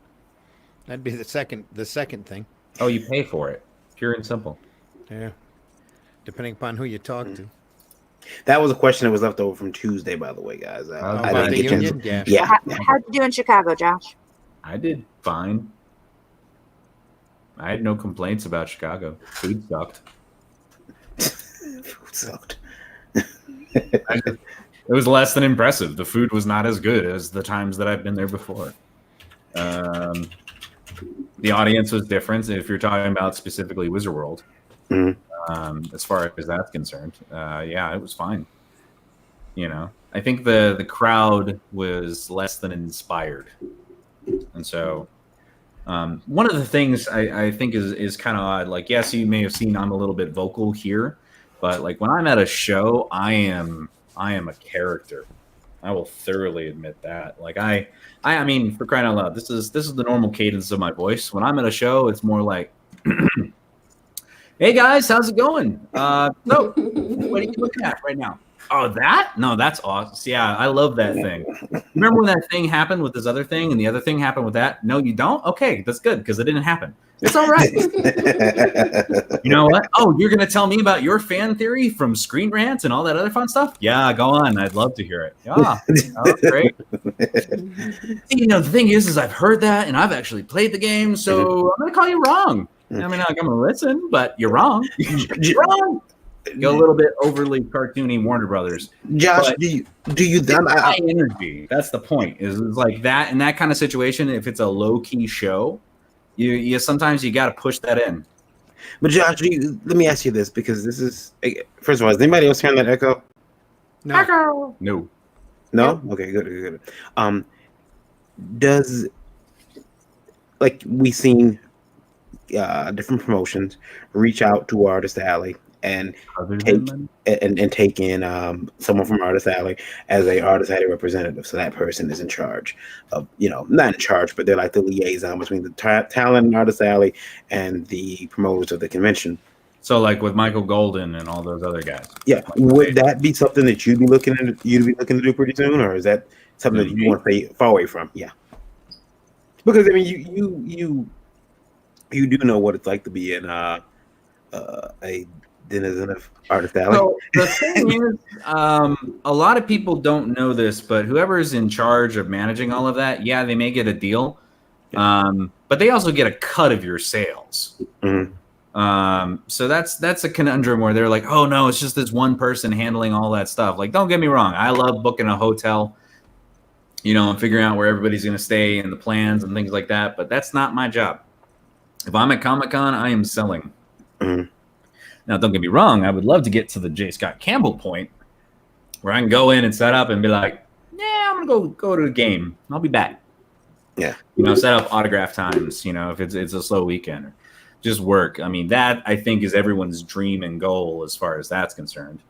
I don't want to be in charge of other people in that capacity. We usually don't allow the name of J. Scott Campbell on the show. Simply That's okay. I don't love the term Brian Polito on my wall. You're just hating.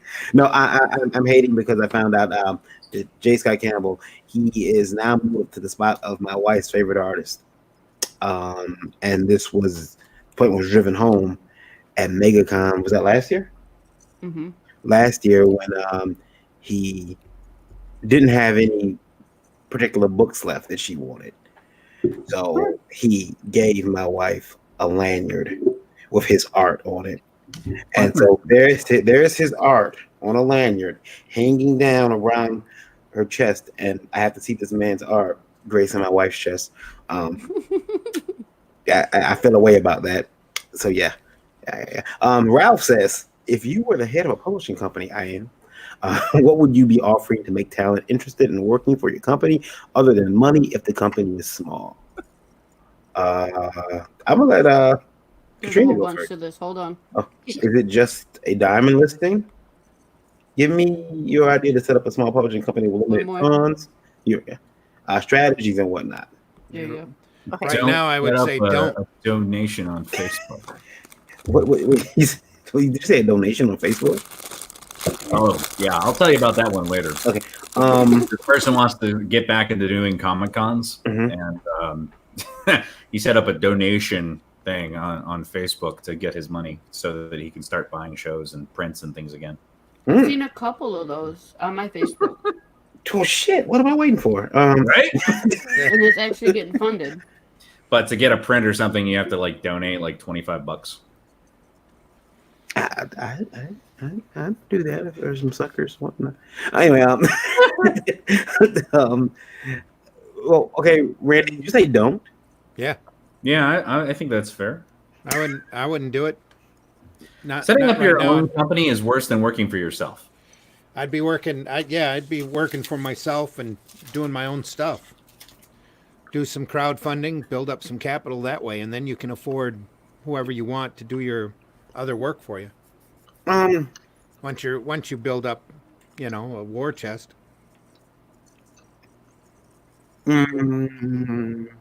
So, okay, so admittedly, I took the give me your ideas as a very forceful statement.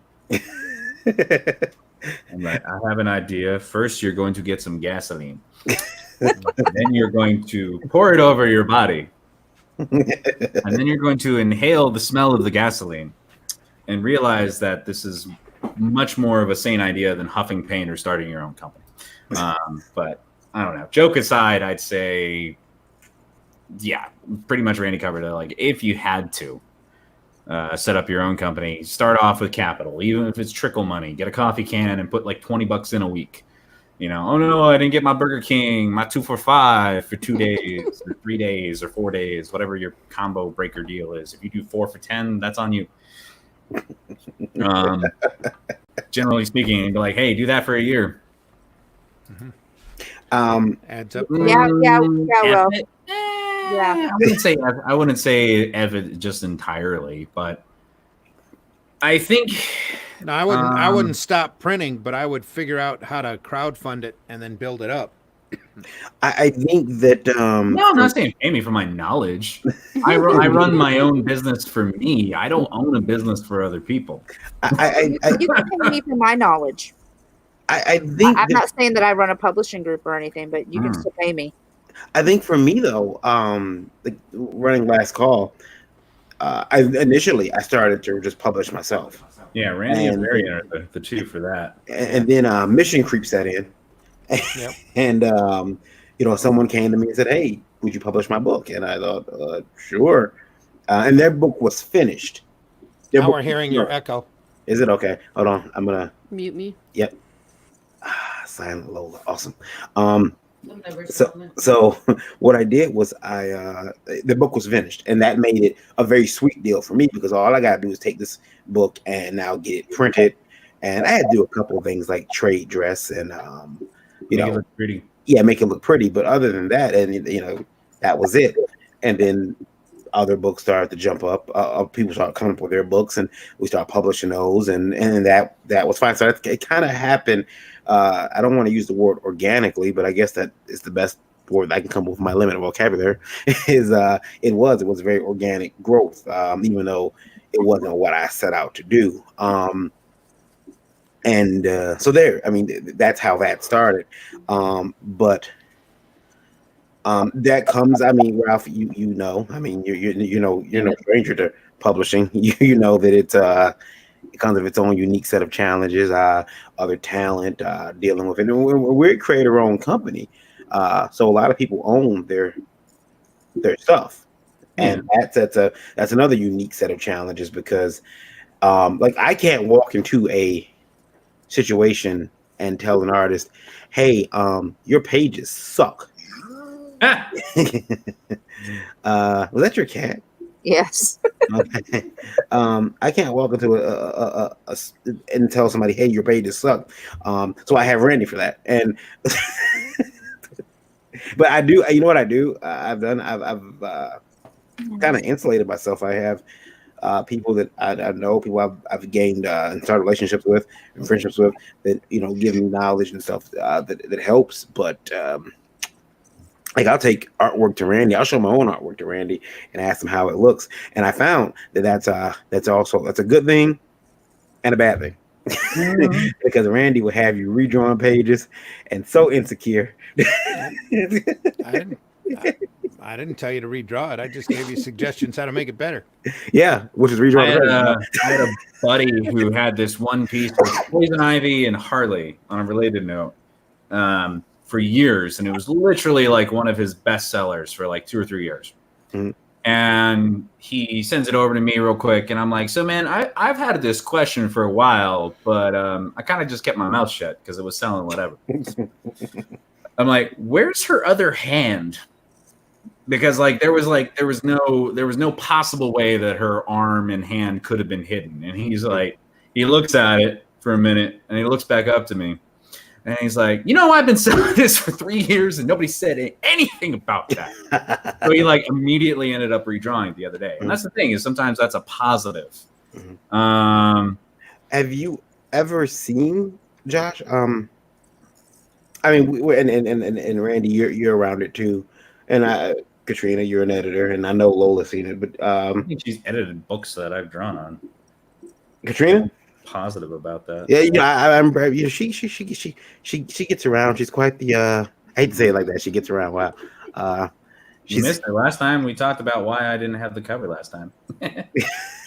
No, let's not start drama. I didn't. It was pure and simple. I was busy doing other shows, and I went to bed instead of staying up all night and finishing a cover. I just fix his commas. I don't handle his covers. Oh God, that's a worse job. Oh man. Anyway. Tomorrow. I guess just real quick. I'll be super fast. I promise. With Ralph, dude, creating your own company or working for yourself or starting up, yes, our industry has evolved and changed, and it's radically moving towards a different direction.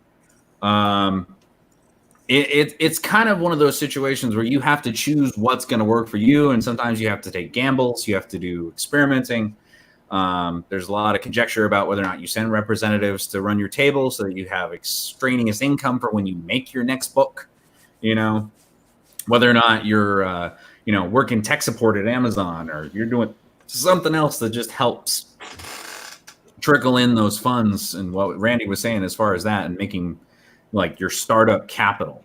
I don't know what the actual statistics are in 2019, but I know for a fact that at least 60% of all businesses fail. And if they're food-based, 80% of them fail. And that's a fairly steady statistic as far as that. And it's because you have to figure out what works. I got these guys in Dallas, they run a sushi truck.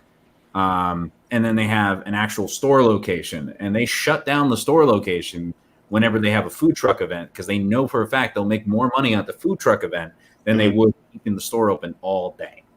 And sometimes it's just adapting to that. You'd be like, hey, look, online sales, they don't work for me. I can do commissions online, but I've had a total of 22 online sales in 3 years.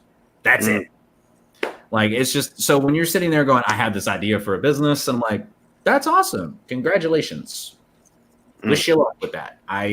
I have no advice except for, hey, prepare to fail and adapt to that. It's like, okay, now this didn't work. I got to do a test for another show or another 2 shows. This is definitely not working. I got to do something else. Real quick. Oh, hold on. Let me see here. I wanted to bring attention to this. What? Who died? No one died. No one died. Not yet. Yeah. That's where the real drama is. That's where it's really good. We want to say congratulations to there we go, Mr. Trico Wilkins, Professor Trico, who is now the owner of a degree in a Master of Fine Arts in Writing. That is MFA. Fancy. Yeah. What is that? $260,000 piece of paper. Yep. It's nice. It's a nice. So congratulations, Professor Trico. But no, seriously, congrats, dude. That's a lot of work and a lot of effort. Yeah. Even though he's not listening. Yeah. You might listen later. He'll watch. We'll talk about it again, because now we have to take him seriously. Now he's got his MFA. MFA. Yeah, I'm Master a of Fine Arts author. That's what it means. I'm a motherfucking author. I thought he was studying to be a car mechanic. No, he's a mechanic, a professor. I'm worried that he bought a hearse. He has a hearse, a sarcophagus, and Working on his mortician skills. yeah. I thought he was gonna jump into being a mortician, Yeah. or not the mortician. There's always money in death. Yeah, everyone's dying to get in the funeral home business. There Everybody. you go. I get it. So again, just to recap what we talked about, and because I did get a message, the Allegiance Arts thing, it's gonna be big. I think if it is, no matter where they end up going, I mean, whether it's the only place they could fail if they were trying to get into 4,000 Kmarts, but there's not 4,000 Kmarts anymore. So, so even our Kmart's now finally closing. is it Yeah. now? Randy, is getting in the drugstores passe? Mm-hmm. Drugstores are passe. No one. Drugstores are passe. Okay. I mean, you still thanks for have your advice. Rite Aids and your CVS's and Walgreens, but other than that, the local mom and pop pharmacies and that are long gone. Ralph Griffith says, "Thanks For for the your most advice, part. Josh." No worries. I mean, yeah, I think the drugstore might be a little. Supermarkets are still viable I options. think the only thing that I hear anybody talk about as far as drugstores and things like that are the toys, like the what is it? What is their line? Pop vinyls. The marbles and stuff. Yeah, Yeah. exactly. Like doing exclusives in specific locations to encourage people to go to those locations. Yeah. Lola's had me drive around to a couple different Walgreens, to find exclusive pops. So The place I'd be curious to get comic product into now are the dollar stores, Dollar General, mhm. Family Dollar. Is getting into Ollie's? Would that be? Do you think that's not a good thing, Randy? If you see your books in Ollie's, or I wouldn't think so. that means they've been Just cleared. because Ollie specializes in nickel and dimes, Mhm. buy for a dime, charge $1 kind of stuff. Ralph Oh, says, Overruns and closeouts and nearly almost expired food, that kind of thing. Ralph says comic ice cream truck. Yeah, we should. There we go. Believe it or not, actually, that's a Jeremy Treese idea from a couple years ago. Remember that, Lola? Jeremy Treese wants to get a ice cream truck decorated with his art and pull up outside of shows. Yeah. And Oh, that'd be super tricky. I'm only see, I would only go to it if they also had ice cream. Yeah, that's the thing is like you'd have to You'd have end up- some sort of food licensing gimmick for that, and then you'd still be paying the food license to be able to set up like that because you have to have whatever the local fees are for that. You'd be ticking off the convention The owner convention and the would go up vendors. fan And, list real quick. yeah. You'd never set up in that town again. They might accidentally put you on the Salt Lake Comic Con, debacle with San Diego. yeah. But it was his idea, and he actually was looking for trucks. I sent him a couple trucks that were. I mean, it's doable, but there's so much extra. Yeah, I mean, and again, like you said, you're going to upset a lot of vendors inside the show. Like, hey, I mean, didn't Image pull the same thing at one of the shows when they first started? They set up at a tent outside, but that was all part of the convention. They're out there signing 24/7. Yeah, they made that sound like it was all we're rebel forces. Yeah. It's the Image tent. Now somebody a couple years ago, I forget who it was, set up side. They set out. Oh, it was Ouya. They set up outside of E3. I think it was Ouya, and it was just a big video game convention. And they set up outside across the street. And they said that the venue they called in these semis to go park in front of them. Wow. So these semis parked in front of them, and they were like, they got really upset, and they obviously, bitched and moaned, and then they moved their location, and then they finally got the cops. Somebody got the cops to come over there and remove them, like outright just take them away because you guys don't have proper permits or something. But it gets. Like there's a fine level of being an independent rebel artist, do whatever you want, and then there's the level of like do what you're supposed to do. Mhm. Like, Ticking like, people hey, off. if you're setting up outside a con like that, then get the permits. I had I used to tell my booth girls, I had an idea, and it's funny because my idea's been taken, and people act like they just invented it, but whatever. I used to tell the girls to go outside and canvas the line. Loli, remember that? I used to tell the girls to go, my booth girls, take some flyers, go outside, give people flyers, before the show opens. Yeah. Canvas the line. That works though. Yeah. But I was gonna go talk to people, make some boyfriends or some girlfriends, and instruct them to where our table is at, and to stop by before the show is over. Yeah. And they would do that.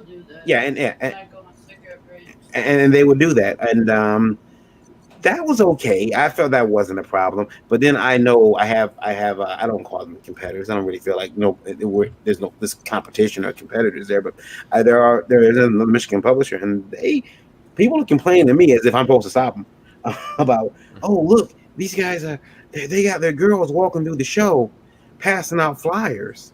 Now, if you're in the show doing it, then that's jacked up. Yeah.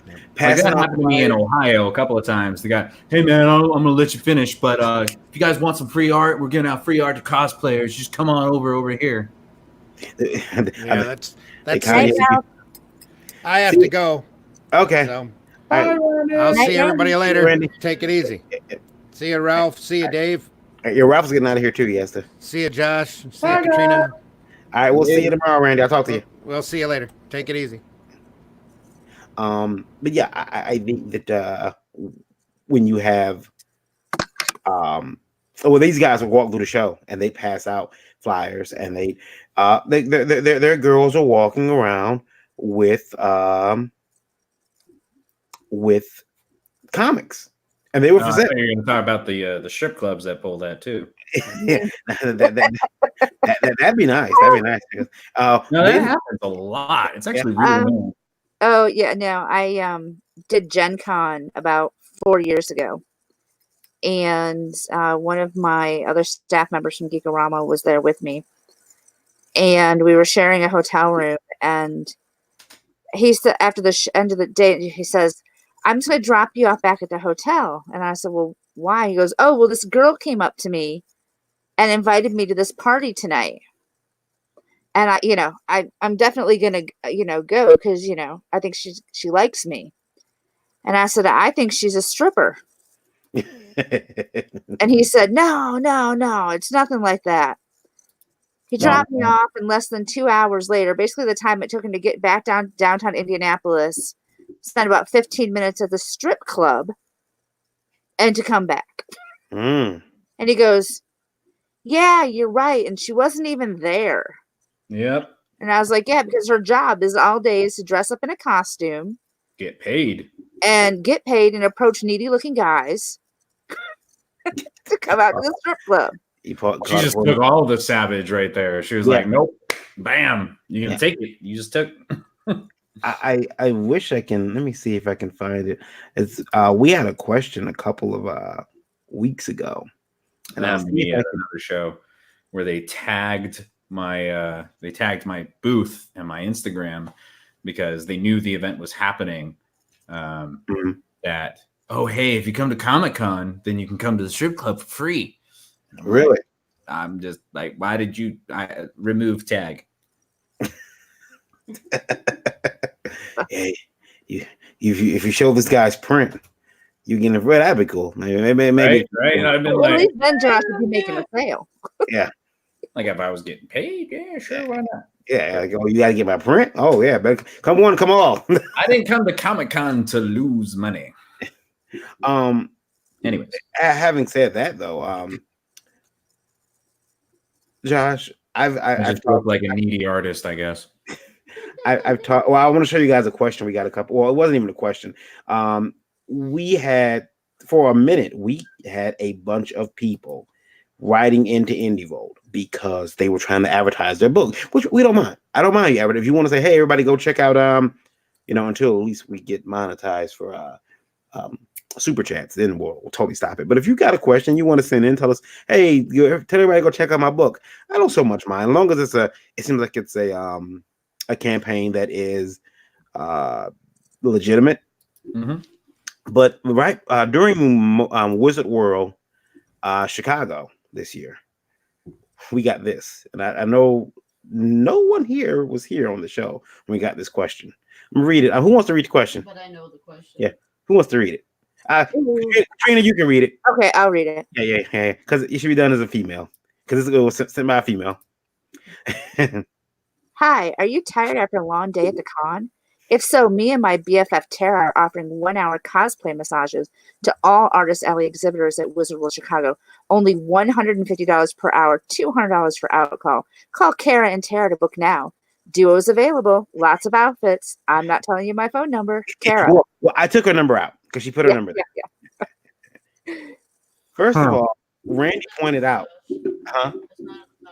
Randy and Scott Rosema pointed out that there's language being used there that is not outcall and duos is not the usual terminology that masseuses use to offer their services. No. So that was but that started the whole conversation of, is prostitution prevalent at the Comic-Con? Yes and no. Give me 1 second. I gotta pee. And on that cliffhanger. Katrina, have you encountered prostitution at Comic-Con?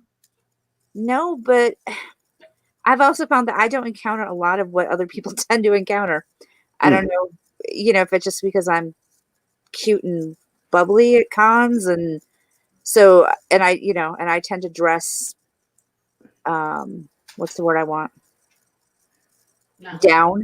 Not like Lola, not like her. She just No, I love Lola, but we definitely have different styles that shows. and so I think I don't get. I've had my share of inappropriate comments at times, but I don't tend to see as much of the sexual harassment and things like being approached at shows. So is it a thing? It would not surprise me, but it's not something I've personally come across. What do you say, Lola? When I was walking back to our table, I overheard some of the girls that were working for a booth propositioning guys for after the show. Oh, do. Ah, dang it. Left my glove. Hang on. And now he's almost back, and we will know what Josh knows.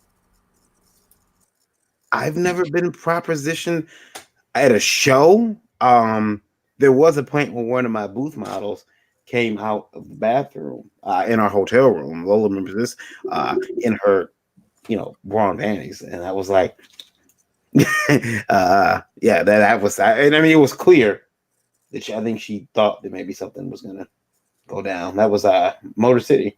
Our first Motor City is last call. Yeah, please note, for Traverse City, I will pack pajamas. Yeah. So yeah, I mean, yeah, she liked Lola, and so I think that I missed out on the opportunity. But but no, I'm talking about 2012 when we stayed at the DoubleTree across from. She had been getting flirted with. I don't want to say her name, but she'd been getting flirted with by the Oompa Loompa, and then because she couldn't figure out what she wanted to wear. I don't want to say the model's name. Oh, I know who you're talking about. But the other one. Yeah, the other one was different. I'm talking about the first time that happened. I'm like, why is this woman standing here in her bra and panties in front of me and my girlfriend? Holy crap. But we've seen a lot of girls yeah.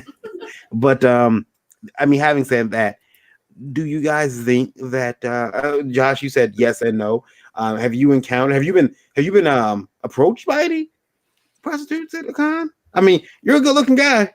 I've had girls on my Facebook ask me about that, Josh. So, not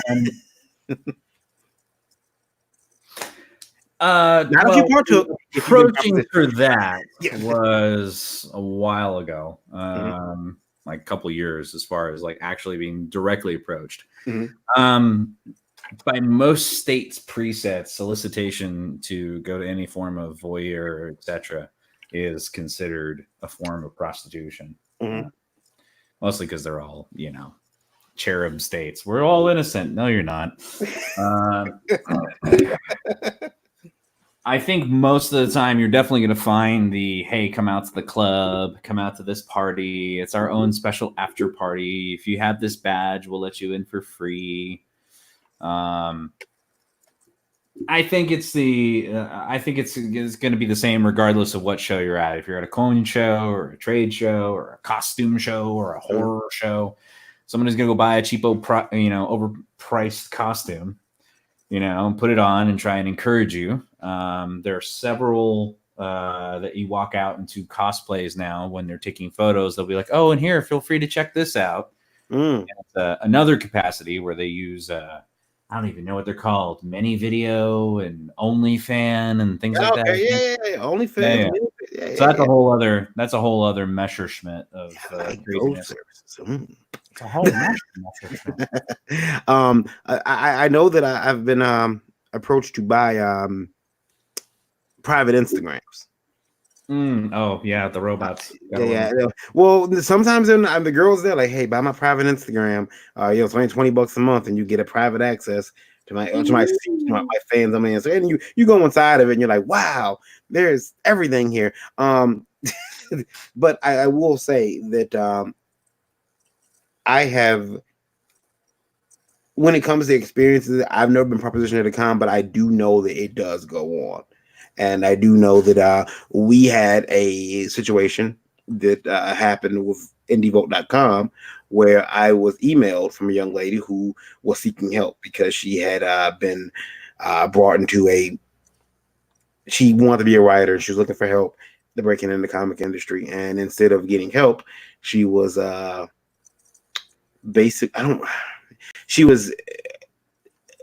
help she was offered was not really coming. In fact, all they were interested in doing was having a girl to take from Comic-Con to Comic-Con and up to the hotel room with. And they basically, I think that she after a while became a willing participant.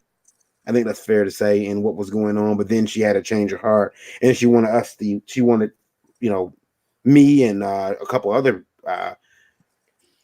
websites to out all of the people she was accusing, and legally, from a legal standpoint, I was like, wow, this is going to be dicey. If I put this article up and she gets proven, any of this gets disproven, then I could stand to lose quite a bit, as well as destroy some friendships and stuff along the way. So we didn't, we ultimately decided not to run the article, but I did instruct her to go to other people. A larger formats than the indievote.com, because this is when we started in 2017. I think it was 2017, back in July. Matter of fact, July 4th, 2017 is when IndieVote launched. And cute little baby site. Yeah, it was a little baby site. It had 3 or 4 articles, and then that was it. But yeah, I do not. Now I'll tell you what. Actually, I shouldn't say that, but we've run some editorials. That have gotten us some heat. And here's the thing. I tell people, put the heat on the site. Don't message me.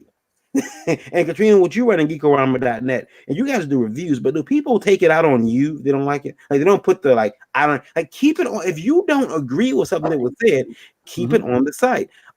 We had a gentleman write an article about the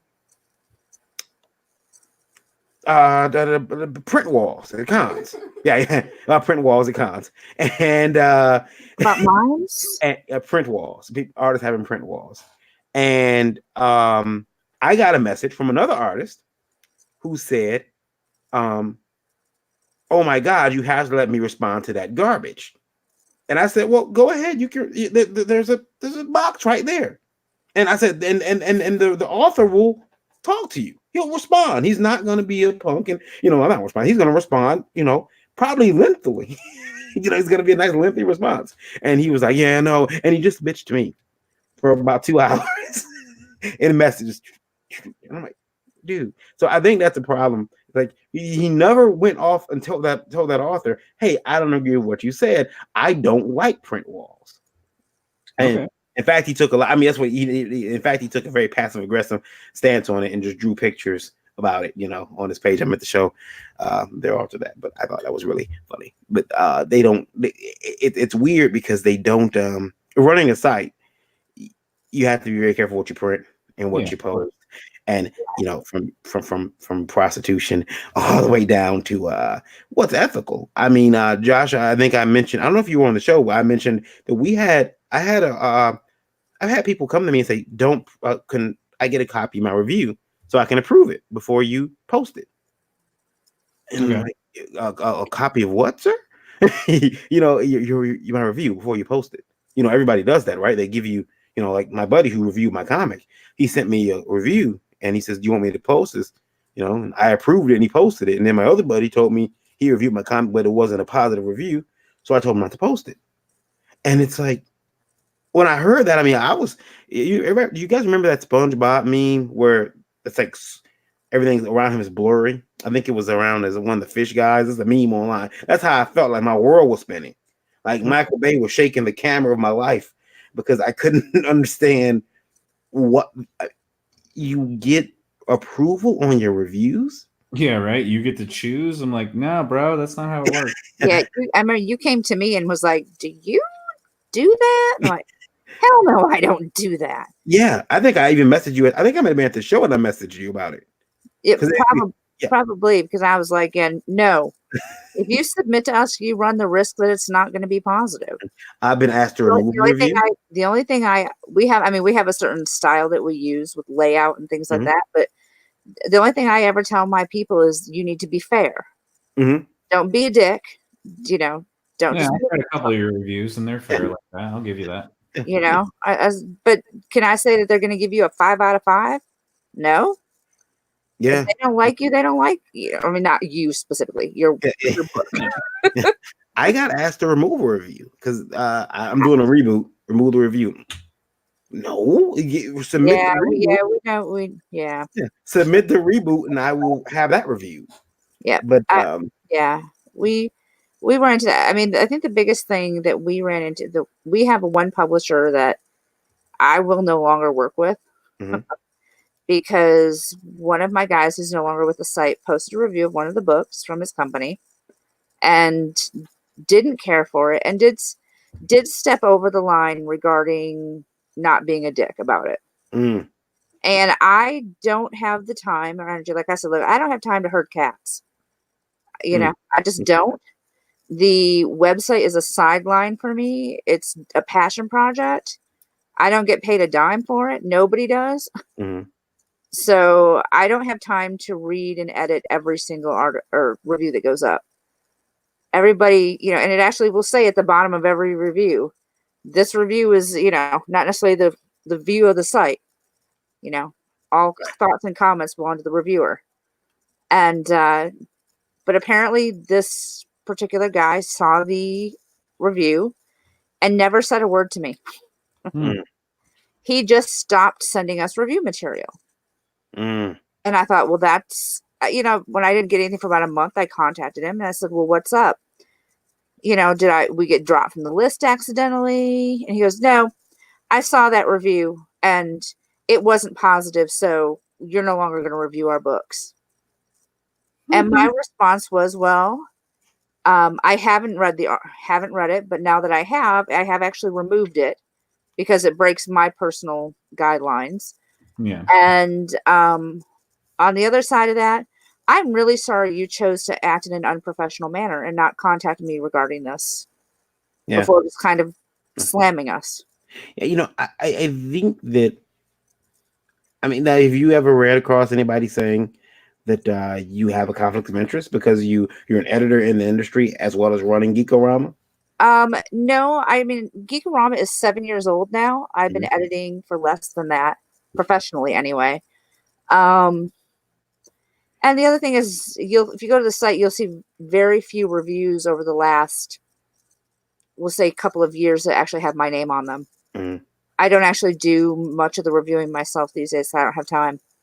Mm-hmm. And I mean, and when I do, mm-hmm. I'm not reviewing books that I actually worked on.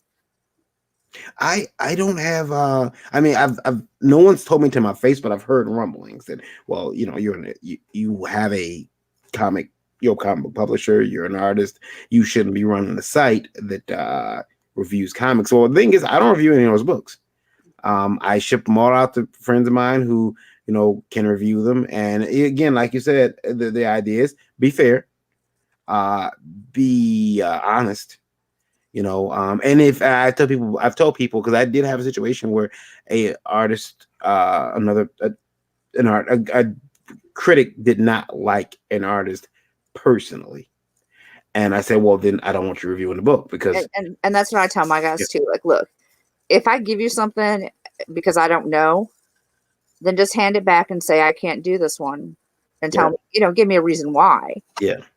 But yeah, no, please don't review if you've got issues with people. Whatever.